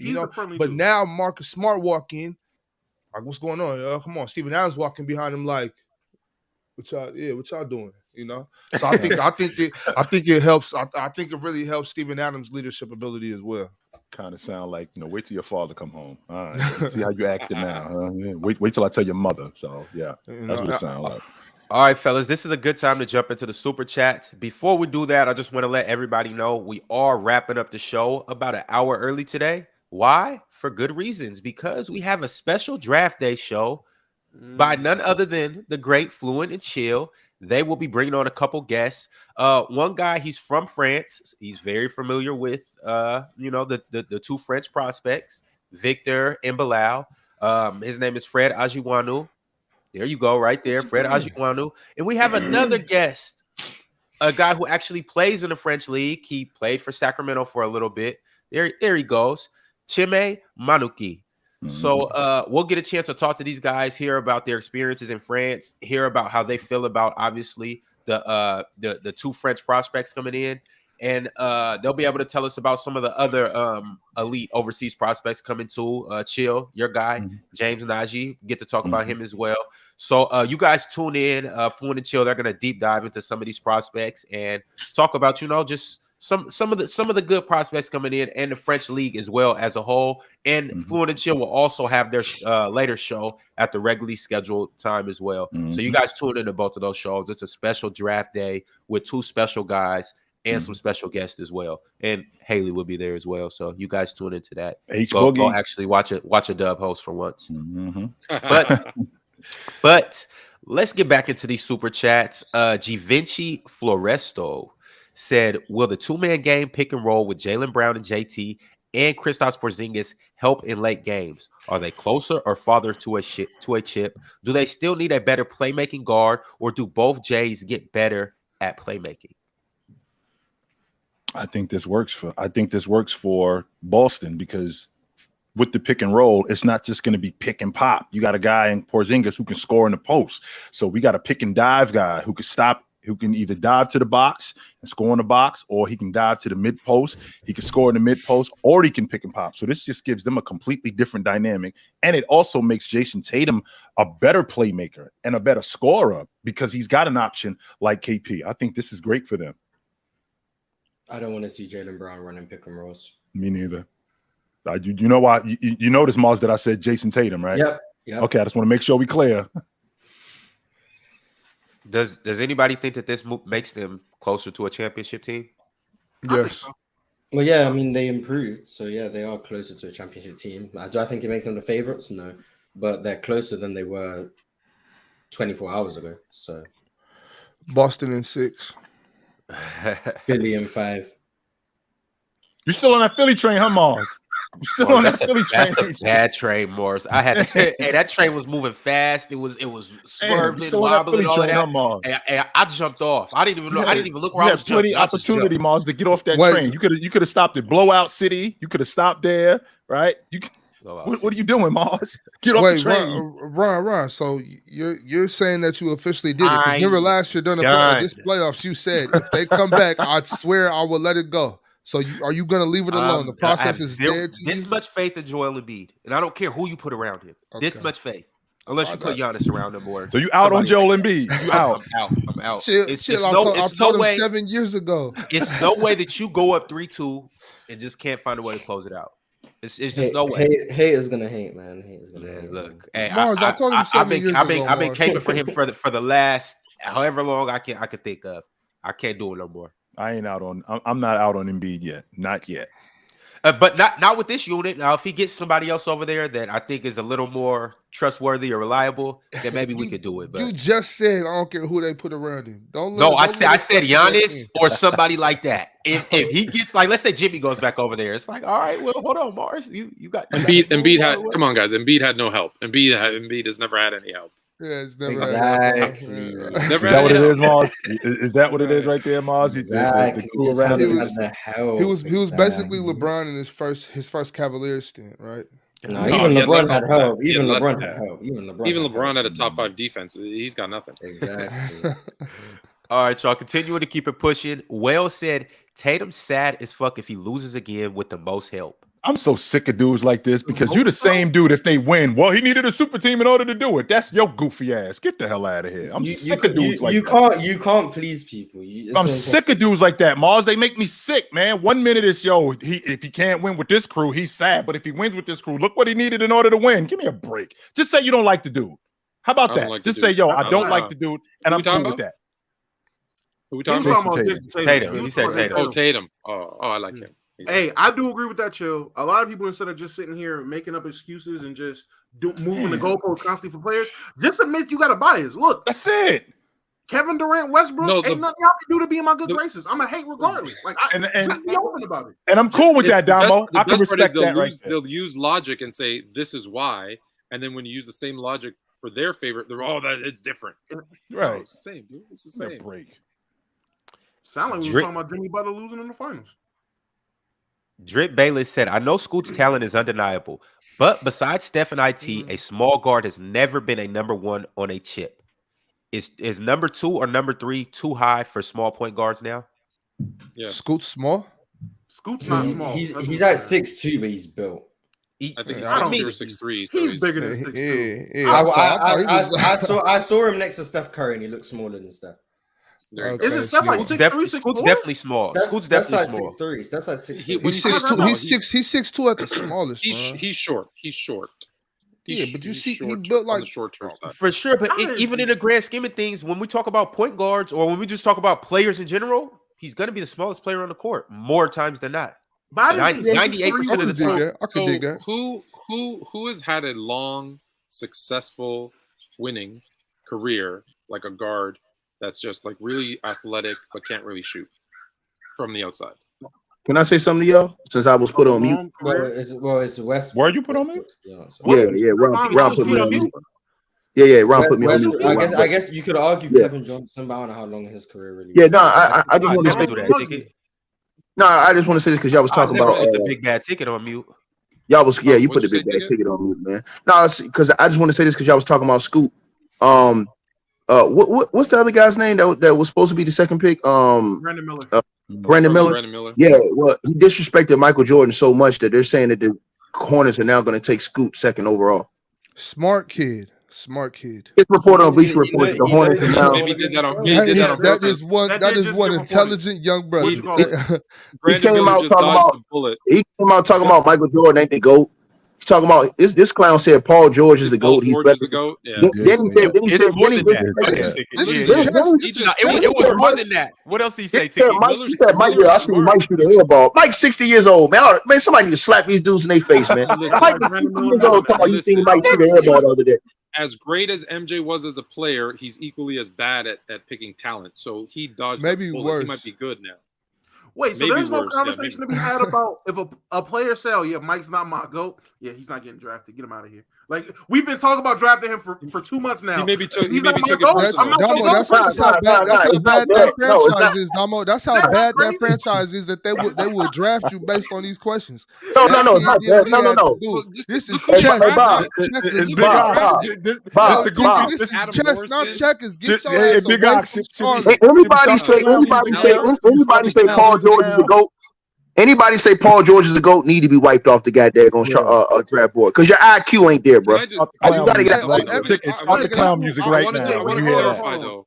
I do want to separate two things. George is his GOAT. He's just saying his favorite player. That's his GOAT. For him, he could be talking about just in terms of who he thinks is the best. Owner. He's just basically saying Paul George is his favorite player, so no one in his eyes is going to be over Paul George. That's all it is. Right. So he's not about to get into a whole. Oh well, Paul George doesn't have the MVPs that LeBron has, but he's still he's not going to do all of that. He's just going to say Paul George is my. So y'all really think that kid did that oblivious? Y'all really think that kid didn't know what he was doing? I'm gonna be honest. I think he just thinks Paul George is Superman to him. I think the term GOAT for some kids has become just their favorite player. Yes, be that as it may, but he said other things though about Michael Jordan too. So the Michael Jordan stuff, it's fine. The Michael, I don't care. I'm not asking if you care or not. I'm asking, do y'all think that he did that on is there some people in his ear? Big Ox. Listen. Oh, you're saying he did it on purpose not to get drafted? You think it's some people? You think it's some people in his ear? Like, yo, get up there when they ask you about the GOAT and they ask you about Jordan. How about you needle him a little bit to maybe get some separation? You don't want to go. Last place you want to go is to Charlotte, Brandon. I gotta ask the panel. Well, maybe if MJ didn't airball a free throw, maybe he wouldn't have been speaking trash. I mean, if you gotta go. I don't know why. 60 years old. Nah, I saw Bob Cousy made like 10 in a row when he was 70. So I'm sorry, MJ, do better. So Bob Cousy is I don't know what's going on right now. And to this day, I'm not playing. What's happening right now, boss? I don't know how you're good, but you're airballing free throws. That's kind of crazy. I just don't understand. Fellas, we got to reel it back in. Go ahead, Damo, and then we got to reel it back in. No, I got a question for everybody on the draft. So everybody know. Okay, Wemba's going first. We all agree, right? Wemba's going first to San Antonio. We all thought Charlotte was taking Miller second, and then Scoot was going third. Right. So there's a reason that Charlotte didn't want Scoot. So if they're still like, we don't want Scoot, and now because of Jordan ain't the GOAT, they're not going to draft Miller. Could they go crazy and draft someone other than those three? Like Thompson. At number two, like Thompson at two? Could we see something crazy like that? Boss, what does that mean for the Rockets? That means we get Brandon Miller, and then I'm going to OKC. That's what that means. I don't need two Jabari Smiths on my team. So I need the Hornets to take Brandon Miller, because I've heard that if Portland has Brandon Miller available, they're not too sold on him and they like Amen Thompson. That means Brandon Miller might come to Houston. So I need the Charlotte Hornets to take Brandon Miller so Portland can get Scoot Henderson. But I heard if Brandon Miller, I want anyone but Brandon Miller. That's what I want. I don't know why you don't like Brandon Miller. But I heard if Brandon Miller was available at 3, Toronto would trade with Portland for Miller and Simons for Siakam. The reason why Mars doesn't that's perfect. The reason why Mars doesn't like Brandon Miller is because he thinks Brandon Miller is Trevor Ariza, and he already got Trevor Ariza on his crew. That's why he don't like Brandon Miller. A little bit better. Trevor Ariza with creation. Nice. He can create. He's better than Jabari Smith offensively. I'm not sold on him. So okay. I want Amen Thompson. I just don't see Scoot going to a team where a team has a on-ball dominant guard. I think Scoot, I don't see too many teams trying to pull off the Detroit system of having 2 of your best young guys be basically point guards. I don't see how that works in the long run. One of them has to be off ball. And with LaMelo Ball, listen, great skill set. I think Charlotte has it in their mind he needs the ball in his hands to be the most efficient and most productive. So they're not going to get a guy like Scoot, who's not the best shooter already. You're not going to get him to play off ball, and you don't want to get the ball out of LaMelo's hand. It makes no sense to get Scoot. So does that mean that I don't trade think down 2 or 3 are changing a franchise? Should go to Houston. I don't think any of the top 3 picks. If Scoot goes to 4 at Houston, I agree. No, then no. I think somebody tries to trade up for Scoot. I think if anything, if they know they're not going to get Brandon because Jordan's crying, and they don't want to get Scoot because Scoot just doesn't fit next to LaMelo in their minds, they're going to trade down. They're just going to trade down. We're at 4. We could trade up to number 3. We could trade up. We got to keep it pushing, fellas. But I can't wait to come in here tomorrow and talk about what actually happened and just all this good stuff. We'll see whether Jordan's emotional or not, and we'll see what the Blazers are feeling like, and we'll see if Mars comes back a Rockets fan or not. But I'm praying your antics work, Brandon. Keeping it pushing. Indoor Voices said, in my opinion, Russ is the 2nd or 3rd best guard of the 2010s. That's fine. He's top 5. Yeah, he doesn't. Fluent doesn't have the soundboard. That's not ridiculous. It depends on your opinion on like Chris Paul. I always have Chris Paul over Westbrook, but you can say it's biased. Yeah, so I have him top 5, but it depends on Chris Paul. I'm with you, Damo. Wayne Go Crazy said, imagine tanking the year after Wimby. Yeah, that's crazy. It's crazy that you don't know what you're going. Next year's class has that Matas Bezalis, I believe. Literally, it's a 6'11" point guard in the draft next year. Like, I don't y'all just don't know. Like, literally, that's crazy. Like the draft is just going to be trash next year. Like, whatever. Damo, if you tell the chat they don't know, boy, they start a witch hunt. Bro. Here we go. I'm not. San Antonio's getting the number. San Antonio's getting the number 1 pick next year too. So I don't know what everyone's. If they do, that'll be disgusting. If they get Vic and they get that 6'11" cat, crazy. Oh my god, that's a 6'11" point guard and a 7'5" power forward, or small forward, wherever they're going. That's nuts. But y'all, moving along. Alan R said, "We up, baby. We still got Brogdon. Boston in 5." Yeah, against the Hawks, maybe, but against Philly, Philly, can actually get up out of there. I'm not gonna lie. I don't know. Rookie of the Violet Hour said, "I just need the Sixers to make moves, quote unquote, blow it up." So the process is already processed, and that's it. We're done with the process. That's been done. That's been done. The process is over. Tobias over Jimmy. That's when the process really died. Okay, so if the process is over, why is Joel Embiid still on the crew? You're right. You should trade him. He is Philly. If the process is processed, the process failed. The process failed, so they should blow it up. You're right. Because he was part of the process. Ben Simmons was part of the process, if I'm not mistaken. So Ben Simmons is gone. So if Ben Simmons is gone and the process has failed ridiculously, by the way, because they haven't been out of the second round since they got Joel Embiid, why is Joel Embiid still on the crew? You're right. He should be gone. How different do you think things would have been if Markelle Fultz didn't just forget how to shoot? I think that he was still a project. He was more, I don't think he was as further along as Ben was, to be honest with you. I think Ben was a little further along. I think that implosion that he had in the playoffs, I think Philadelphia handled that wrong. Had they been able to handle that just a little bit better and not just completely throw him under the bus like they did, even though he was bad, don't get me wrong, even though he was bad, had they been able to handle that a little bit better, then I think it would have gone a little bit better with Ben Simmons as opposed to Markelle Fultz, because I think Ben Simmons was further along than Markelle Fultz was. I think they trade Ben Simmons a lot sooner if Markelle is actually functional. I think Markelle end up being he doesn't forget how to shoot, because when he gets to Orlando, his game was really like the moment he started playing in Orlando, his game was looking like what it was supposed to be. He's polished. He just can't shoot. Yeah, literally, his game was there. So if he starts like that from day one, which we can assume 2 years into your career, you're going to be better than you were when you was a rookie. But if his game is somewhat there, or even remotely there, like it was when he first goes to Orlando, he develops into something totally different. And they'll be willing or they could have just drafted Tatum and had Tatum in the Yeah, that was my thing. You could have just drafted Tatum, had Ben Simmons be the official playmaker, and which doesn't make sense to me at all. It doesn't make sense to me, Damo, because when you got a guy selling you that, yo, Markelle Fultz is my guy, but I'm interested in trading this pick to you, wouldn't that raise your red flags? Like, wait a minute, what are you up to? Because if you really you spent the year with Ben Simmons training and rehabbing for injury. You knew what his game was. There's no way there's no way he tricked you that whole year of training of him not being this playmaking type of guy. Right. A big playmaker. You knew that's who he was. Going into that draft, why would you not put the best perimeter scorer, the best perimeter player around that guy and pair with your big man? It made no sense. That doesn't. Again, I don't really consider myself to be the smartest dude, but if Mars is telling me, yo, I love this guy, I just don't love him at 1. I love him as. Are you considering? Would you like to trade? Immediately, my thought is, well, who is Mars after? Because if he ain't after this guy, he after somebody else. Who is he really after? So what's going on here?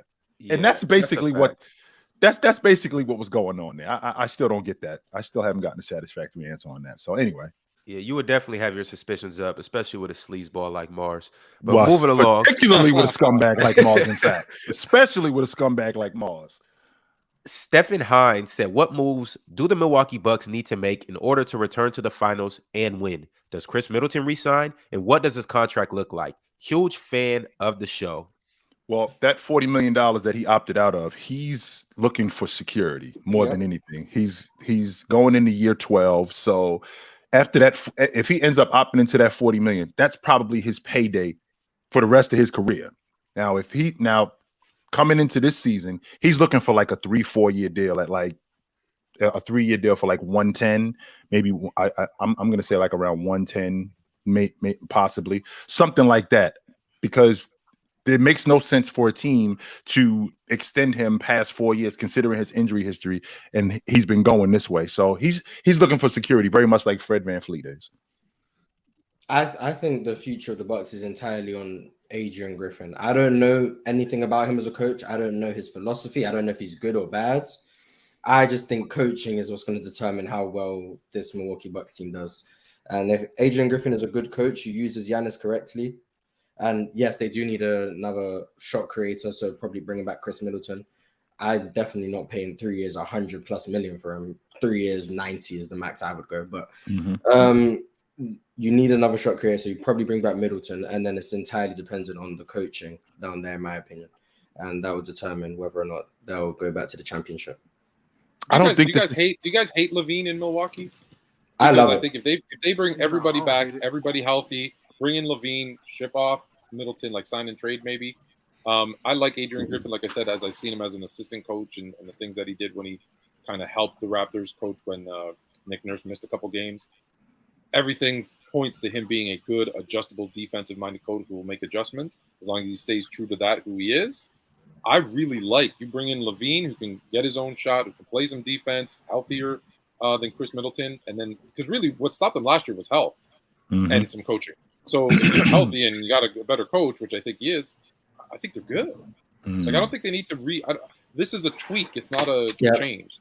I do really like Zach LaVine, in my opinion. But I'm just very high on Zach LaVine. Like I'm higher on Zach LaVine than most people. But I do really like him in Milwaukee. Yeah, I think we agree on him. I'm high on him too. Mars, when he got drafted, I said he's probably going to be the closest thing we've seen to Kobe Bryant. I don't know. That's what I thought too, yo. Okay. So you guys are higher than me. You guys are higher than me. I don't know if anybody more higher than me.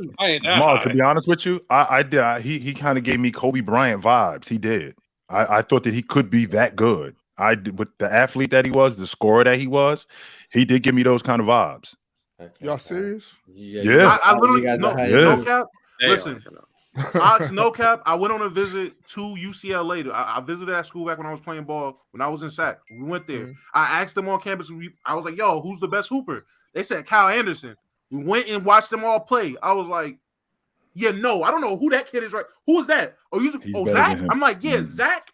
Y'all said Kyle's the best. That was a good UCLA team too. By the way, that was nice. They had Norman Powell too, didn't they? No, they didn't have Norman. They had one. No, they had Jordan Adams, and they had one more bucket getter. But it was a good team though. It was a good team that year. But yeah, people were going watching. Kyle Anderson. Going watching Zach LaVine at UCLA. I was going to watch Toby Bailey, bro, and Ed O'Bannon. Damn, made me feel old as a motherfucker. Kobe Bryant. Jesus Christ, I did it. Wow. Okay. Yeah, I said Kobe. Kobe's high. Yeah, Kobe. All right, y'all. We got to keep it pushing. Mason K. Masink OG. He said PC drinking game. Take a shot every time Ticket says, hold on. Hope y'all have a good day. We won't have a show. We be drunk. We can't. We like. Is that one shot? Is that one shot for each hold on? Yes. One shot for each hold on. So when he's hold on. together, yeah, that's 7 shots right there. That's 7 shots. Jesus. Can't wait to play that game PC weekend. I'm too young for that game. Don't think I can play. Yeah, he's not old enough to drink. Cash out Abu said Boston should go and get somebody like DeJounte Murray at the 1 and sign and trade Grant Williams for Christian Woods. How did they even get? What the? They do that. First of all, they do that. They're a super team. I'm sorry. If they get DeJounte Murray and Christian Wood, they keep playing 2K. And Rob Williams, Jason Tatum, and Jalen Brown. That's a super team. Well, that was a trade. Robert They played Williams 2K trades with the salary cap off. Yeah. And Atlanta's gonna give DeJounte Murray to Boston after they just got 4 1s for him. They're gonna give him up. No, they're not doing that. That'd be dumb. No way are they doing that. Lonnie Williams said Jordan going to work out for a few weeks, then coming to cook Brandon. Tell him to make some free throws. Fire. Everybody's airballed the free throw, Mars. You know that if you played. I don't think I highly doubt Steph Curry's airballed a free throw. I highly doubt it. Steph Curry's real good. I'll send you the tape. I highly doubt. You forget he went to junior high here. I highly doubt Kobe Bryant airballed a free throw. I highly doubt it. Yeah, real good. Yeah, real good right there. Exactly. Cash Out Abu said KP and Robert Williams at the 4 and 5 is scary. Yes, it is. They're gonna be trouble. Drip Bayless said, y'all delusional if y'all think he's gonna have KP and out in the corners. Y'all delusional if y'all don't think he's gonna have KP and out in the corners while they shoot 63s a game. Jay Drip, you're actually delusional. I think Joe Mazzulla. I don't know. I don't know. No way. Porzingis I'm glad you brought that up, Mars, because yes, he is going to do that. Right. You're right. He is going to get fired. And then he's yes, sir. There you go. That's exactly what's going to happen. And the hook's going to come in like the Sandman at the Apollo and yank him right out. He's going to get fired. Yes, sir. Congratulations on your new job. Yes, sir. He is going to do that, and he's going to get the hook. If you think you're gonna play 5 out with them 2 dudes, no, he's getting fired. And give Jason Tatum a post game, hopefully. Or not necessarily a post game, more than just in the mid range and in the mid post. Yeah, as opposed to shooting 17 threes. Miles, I'm gonna crash my car if I gotta watch that again. I swear I can't handle it. Jason Tatum works out. He works on his game. Yes. There's no way he doesn't have a mid range game. There's no way he doesn't have a mid post, mid range, 12-foot. Open up game. He has that. He has it. We've seen it though, Bob. It's not even about him working on his game. You know the difference. Mid-range and get money. Right. But you know the difference. The difference, though, Big Ox, is that he doesn't trust it, which suggests to me that he trusts the long ball more, and he trusts the long ball more because he works on the long ball more. That's why he trusts that. Maybe he doesn't work. Maybe he's lazy. Maybe he's lazy. Chill. He don't want to get to that. Maybe he's just lazy and he's just settling for stupid threes and stuff. You know what I'm saying? Maybe it's the analytics. Analytics tell you layups and threes and free throws. So maybe he's just playing that game. Well, that's even worse. I don't know which one is worse. Listening to a computer or just being lazy. I think that's what it is. Drink More Water said Somebody asked this question, but it didn't get read. I wonder why. Most of the high IQ players you guys named are greasy passer/playmakers. Are there any high IQ players that aren't considered great facilitators? Kobe. Kobe by far. Let me tell you something. Kobe had the highest IQ of any basketball player ever. Period. It's not even debatable. The only difference is, and I keep telling Chill this, he just didn't always listen. He knew the right thing to do was this, but he's like, nah, fuck it, I'm gonna shoot it anyways. That's a problem. You can design the structure of a building, but then if you don't listen to know how this building could get blown up, that affects your IQ. So I don't know about highest IQ ever, but I do think he was. Yeah, I'm telling you. It's listen. I know I don't want to get too. I minored in psychology. Yes. You know the people who have some of the highest IQs? Serial killers. Mm-hmm. Right? There's just something that tells them, check that, Ron. Don't make that face, man. I'm telling you, super high IQs. But there's something that just they know, but they can justify because they're so smart doing the wrong thing. It doesn't make them any. It doesn't lower their IQ just because they would do it. So Kobe is the serial killer of basketball. To answer this question, if we're talking all time, Dennis Rodman was one of the smartest basketball players ever. But I'm gonna let you go, Damo. You got it. Well, I was gonna say, I'm actually gonna. I was about to say because I was about to have to dip out too. I was gonna say Dennis Rodman when IT told the story about him sitting and watching guys in the layup lines and pregame and just watching the ball and he wow, what you doing? I'm counting the spins because depending on how many spins on the ball will determine where the ball's going off the rebound so I can get my boards. Joe, when he shoots is 8 spins, and when you shoot is 4, stuff like that. If you're doing that, your IQ is through the roof. But yeah, man. And he came in and picked up the triangle offense like that, which is like one of the most complicated, hardest offenses to pick up. Boom, right away he knew it. So yeah, that's a good one. I agree, Dennis Rodman. Yeah, that's a very good one. See y'all in 15 minutes. All right, I'll be there in a little bit, Tone. All right, bro. I'm gonna gun too. All right, cool. We got a couple more super chats. Yep. Tyrone Winder.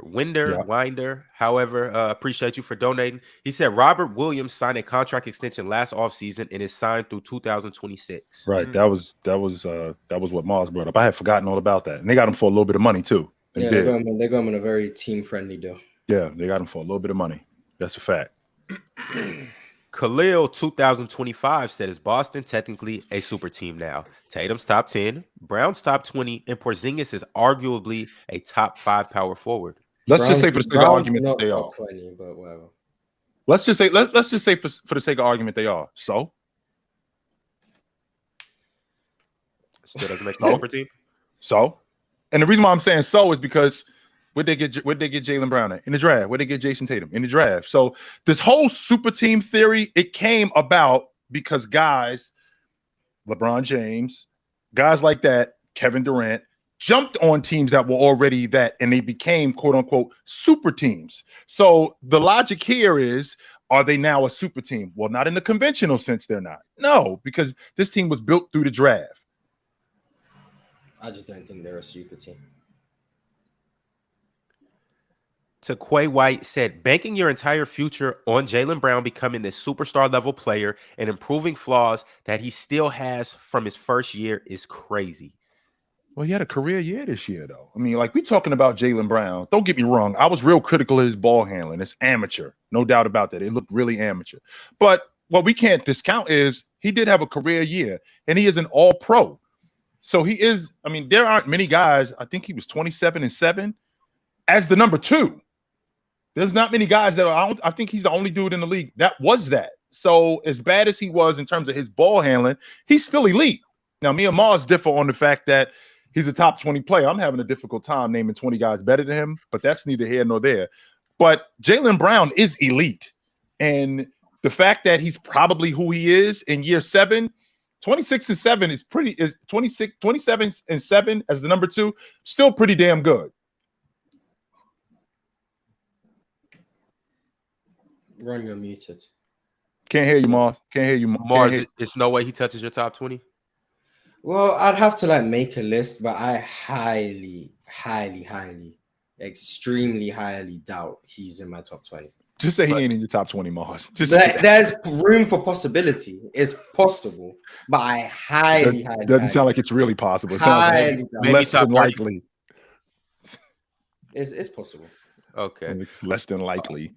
All right, moving along. D Zeus said, "I look at Mookie's takes like a commercial break." Why would you say shit like that? But because it's not true, but it's just funny, K Gemma 89 said, "PG equals Paul Goat." LOL. That is one smart kid. I'm trying to tell you. PG is the GOAT. Ain't that bad. That's terrible. Put him in the 90s. He has 7 rings. I don't give a damn where you put him. That's a terrible take. Mars is getting tired, y'all. He's about to start trolling. Mars, is that what it is? You start getting tired? Oh, it makes sense. Not tired, just fatigue, fatigue from streaming on the camera and stuff. Okay. If you pay everything Michael Jordan can do. If you pay attention at about an hour and 39 minutes of every episode, Mars kind of just gets that little relaxed. And he just I need my so we get late in the game, Big Ox, and that free throw line it look a little bit further. I start the lights in his eyes.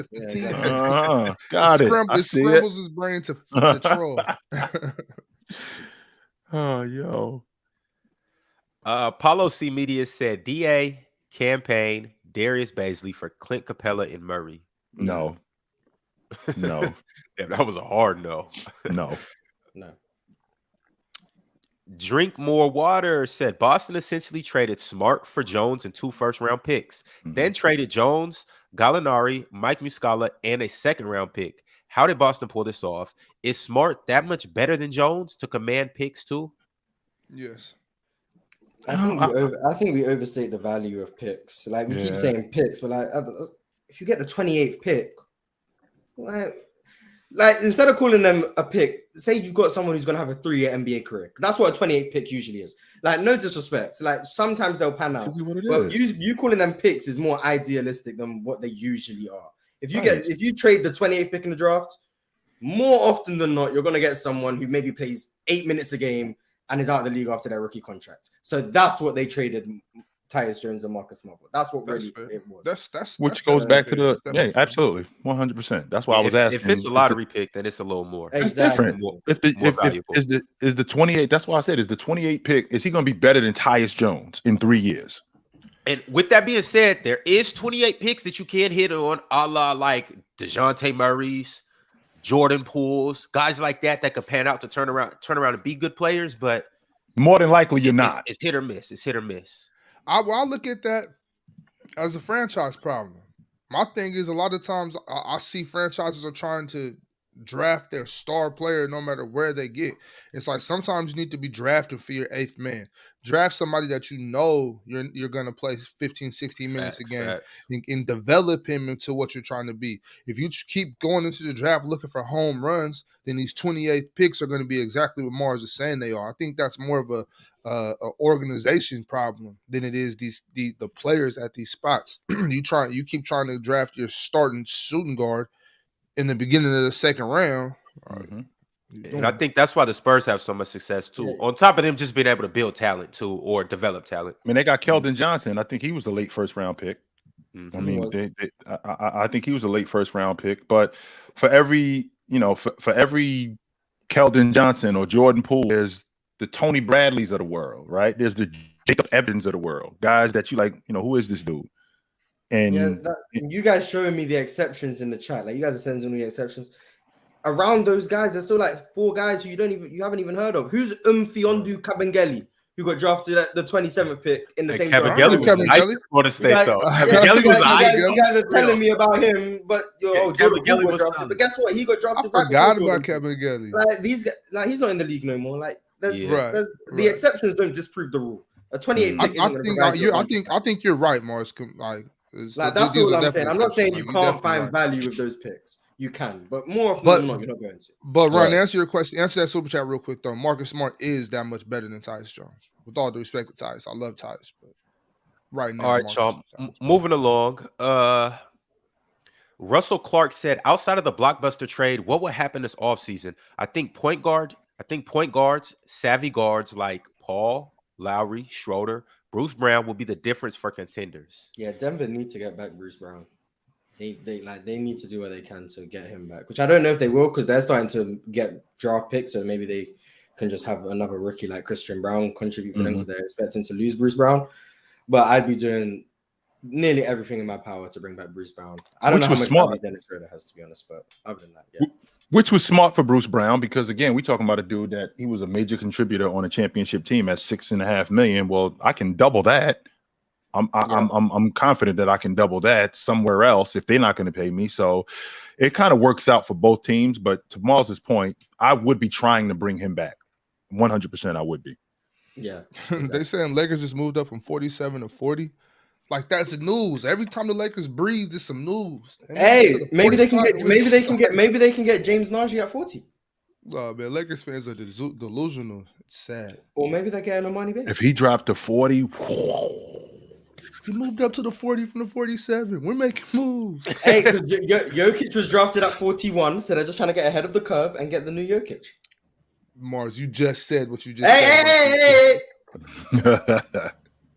There we go. Hey Ron, I got to get ready for this, but I got one more. What we got? A super chat from Bailey Adams. Shout out to Bailey Adams. She said Jokic had a better career than Carmelo Anthony. They should retire number 15, not Carmelo's. I disagree, Bailey. Just retire number 15 with no name. Retire number 15, Bailey. Yeah, just Bailey. Yeah. Boo. Tomato. You throwing tomatoes at you for that right there. Like Carmelo Anthony was just okay. Boo. So not Mars. Fellas, I'll see y'all tomorrow, but I gotta get ready. I gotta get ready for round 2. I'll get with y'all later. Out. Super draft show coming up next. I got a couple more super chats that I do want to read, and then we're gonna get up out of here. Appreciate y'all for tuning in. Y'all make sure you jump straight from this show right over to Fluent and Chill and go tap in with some of them guests. They're gonna have some good knowledge on Wemby and Bilal and just some more other foreign prospects as well. Yeah. But from Keys, he or she said, "I'm a Magic fan. Help me understand why people think we need a guard. We got Fultz, Cole Anthony, Jalen Suggs, and Gary Harris. What I see we can use is a better 5-man or a backup 4. Your thoughts?" I'm just not high on any of your guards besides Markelle Fultz. I think Cole Anthony's a 6th man, which is cool. You can keep him. I'm off Jalen Suggs. I'd trade him. Gary Harris isn't great. He can shoot. I mean, he might have some value elsewhere, so I'd trade him. I like Wendell Carter Jr., so I don't know if you really need a 5. I think Wendell's really good. A backup 4, I guess, but I don't know if you're drafting a backup 4 with the 6th or the 11th pick. That seems kind of counterintuitive. So that's why I think people are saying you need a guard. All right, fellas. And last but certainly not least, Uncle Ruckus said, thoughts on Smart's defense versus Draymond's. I've been told Smart clears because of versatility, but I don't necessarily agree. I wholeheartedly disagree. I think Draymond's clears, and I think Draymond's also more versatile than Marcus Smart, but what do I know? Ox? They played, it's different. They both play different style. I think Marcus Smart's a better arm ball defender. So sometimes people look at that and they assume that makes him a better all-around defender. But Draymond definitely does his thing on the defensive end. Facts. All right, y'all. We jumping off. We're going to be here at the same time tomorrow. Can't wait to talk about the draft. Can't wait for Mars to come back a different fan of a different team. And can't wait to see who goes number 2. Feel the roar. Y'all see Ox. We up out of here. We're going to catch y'all.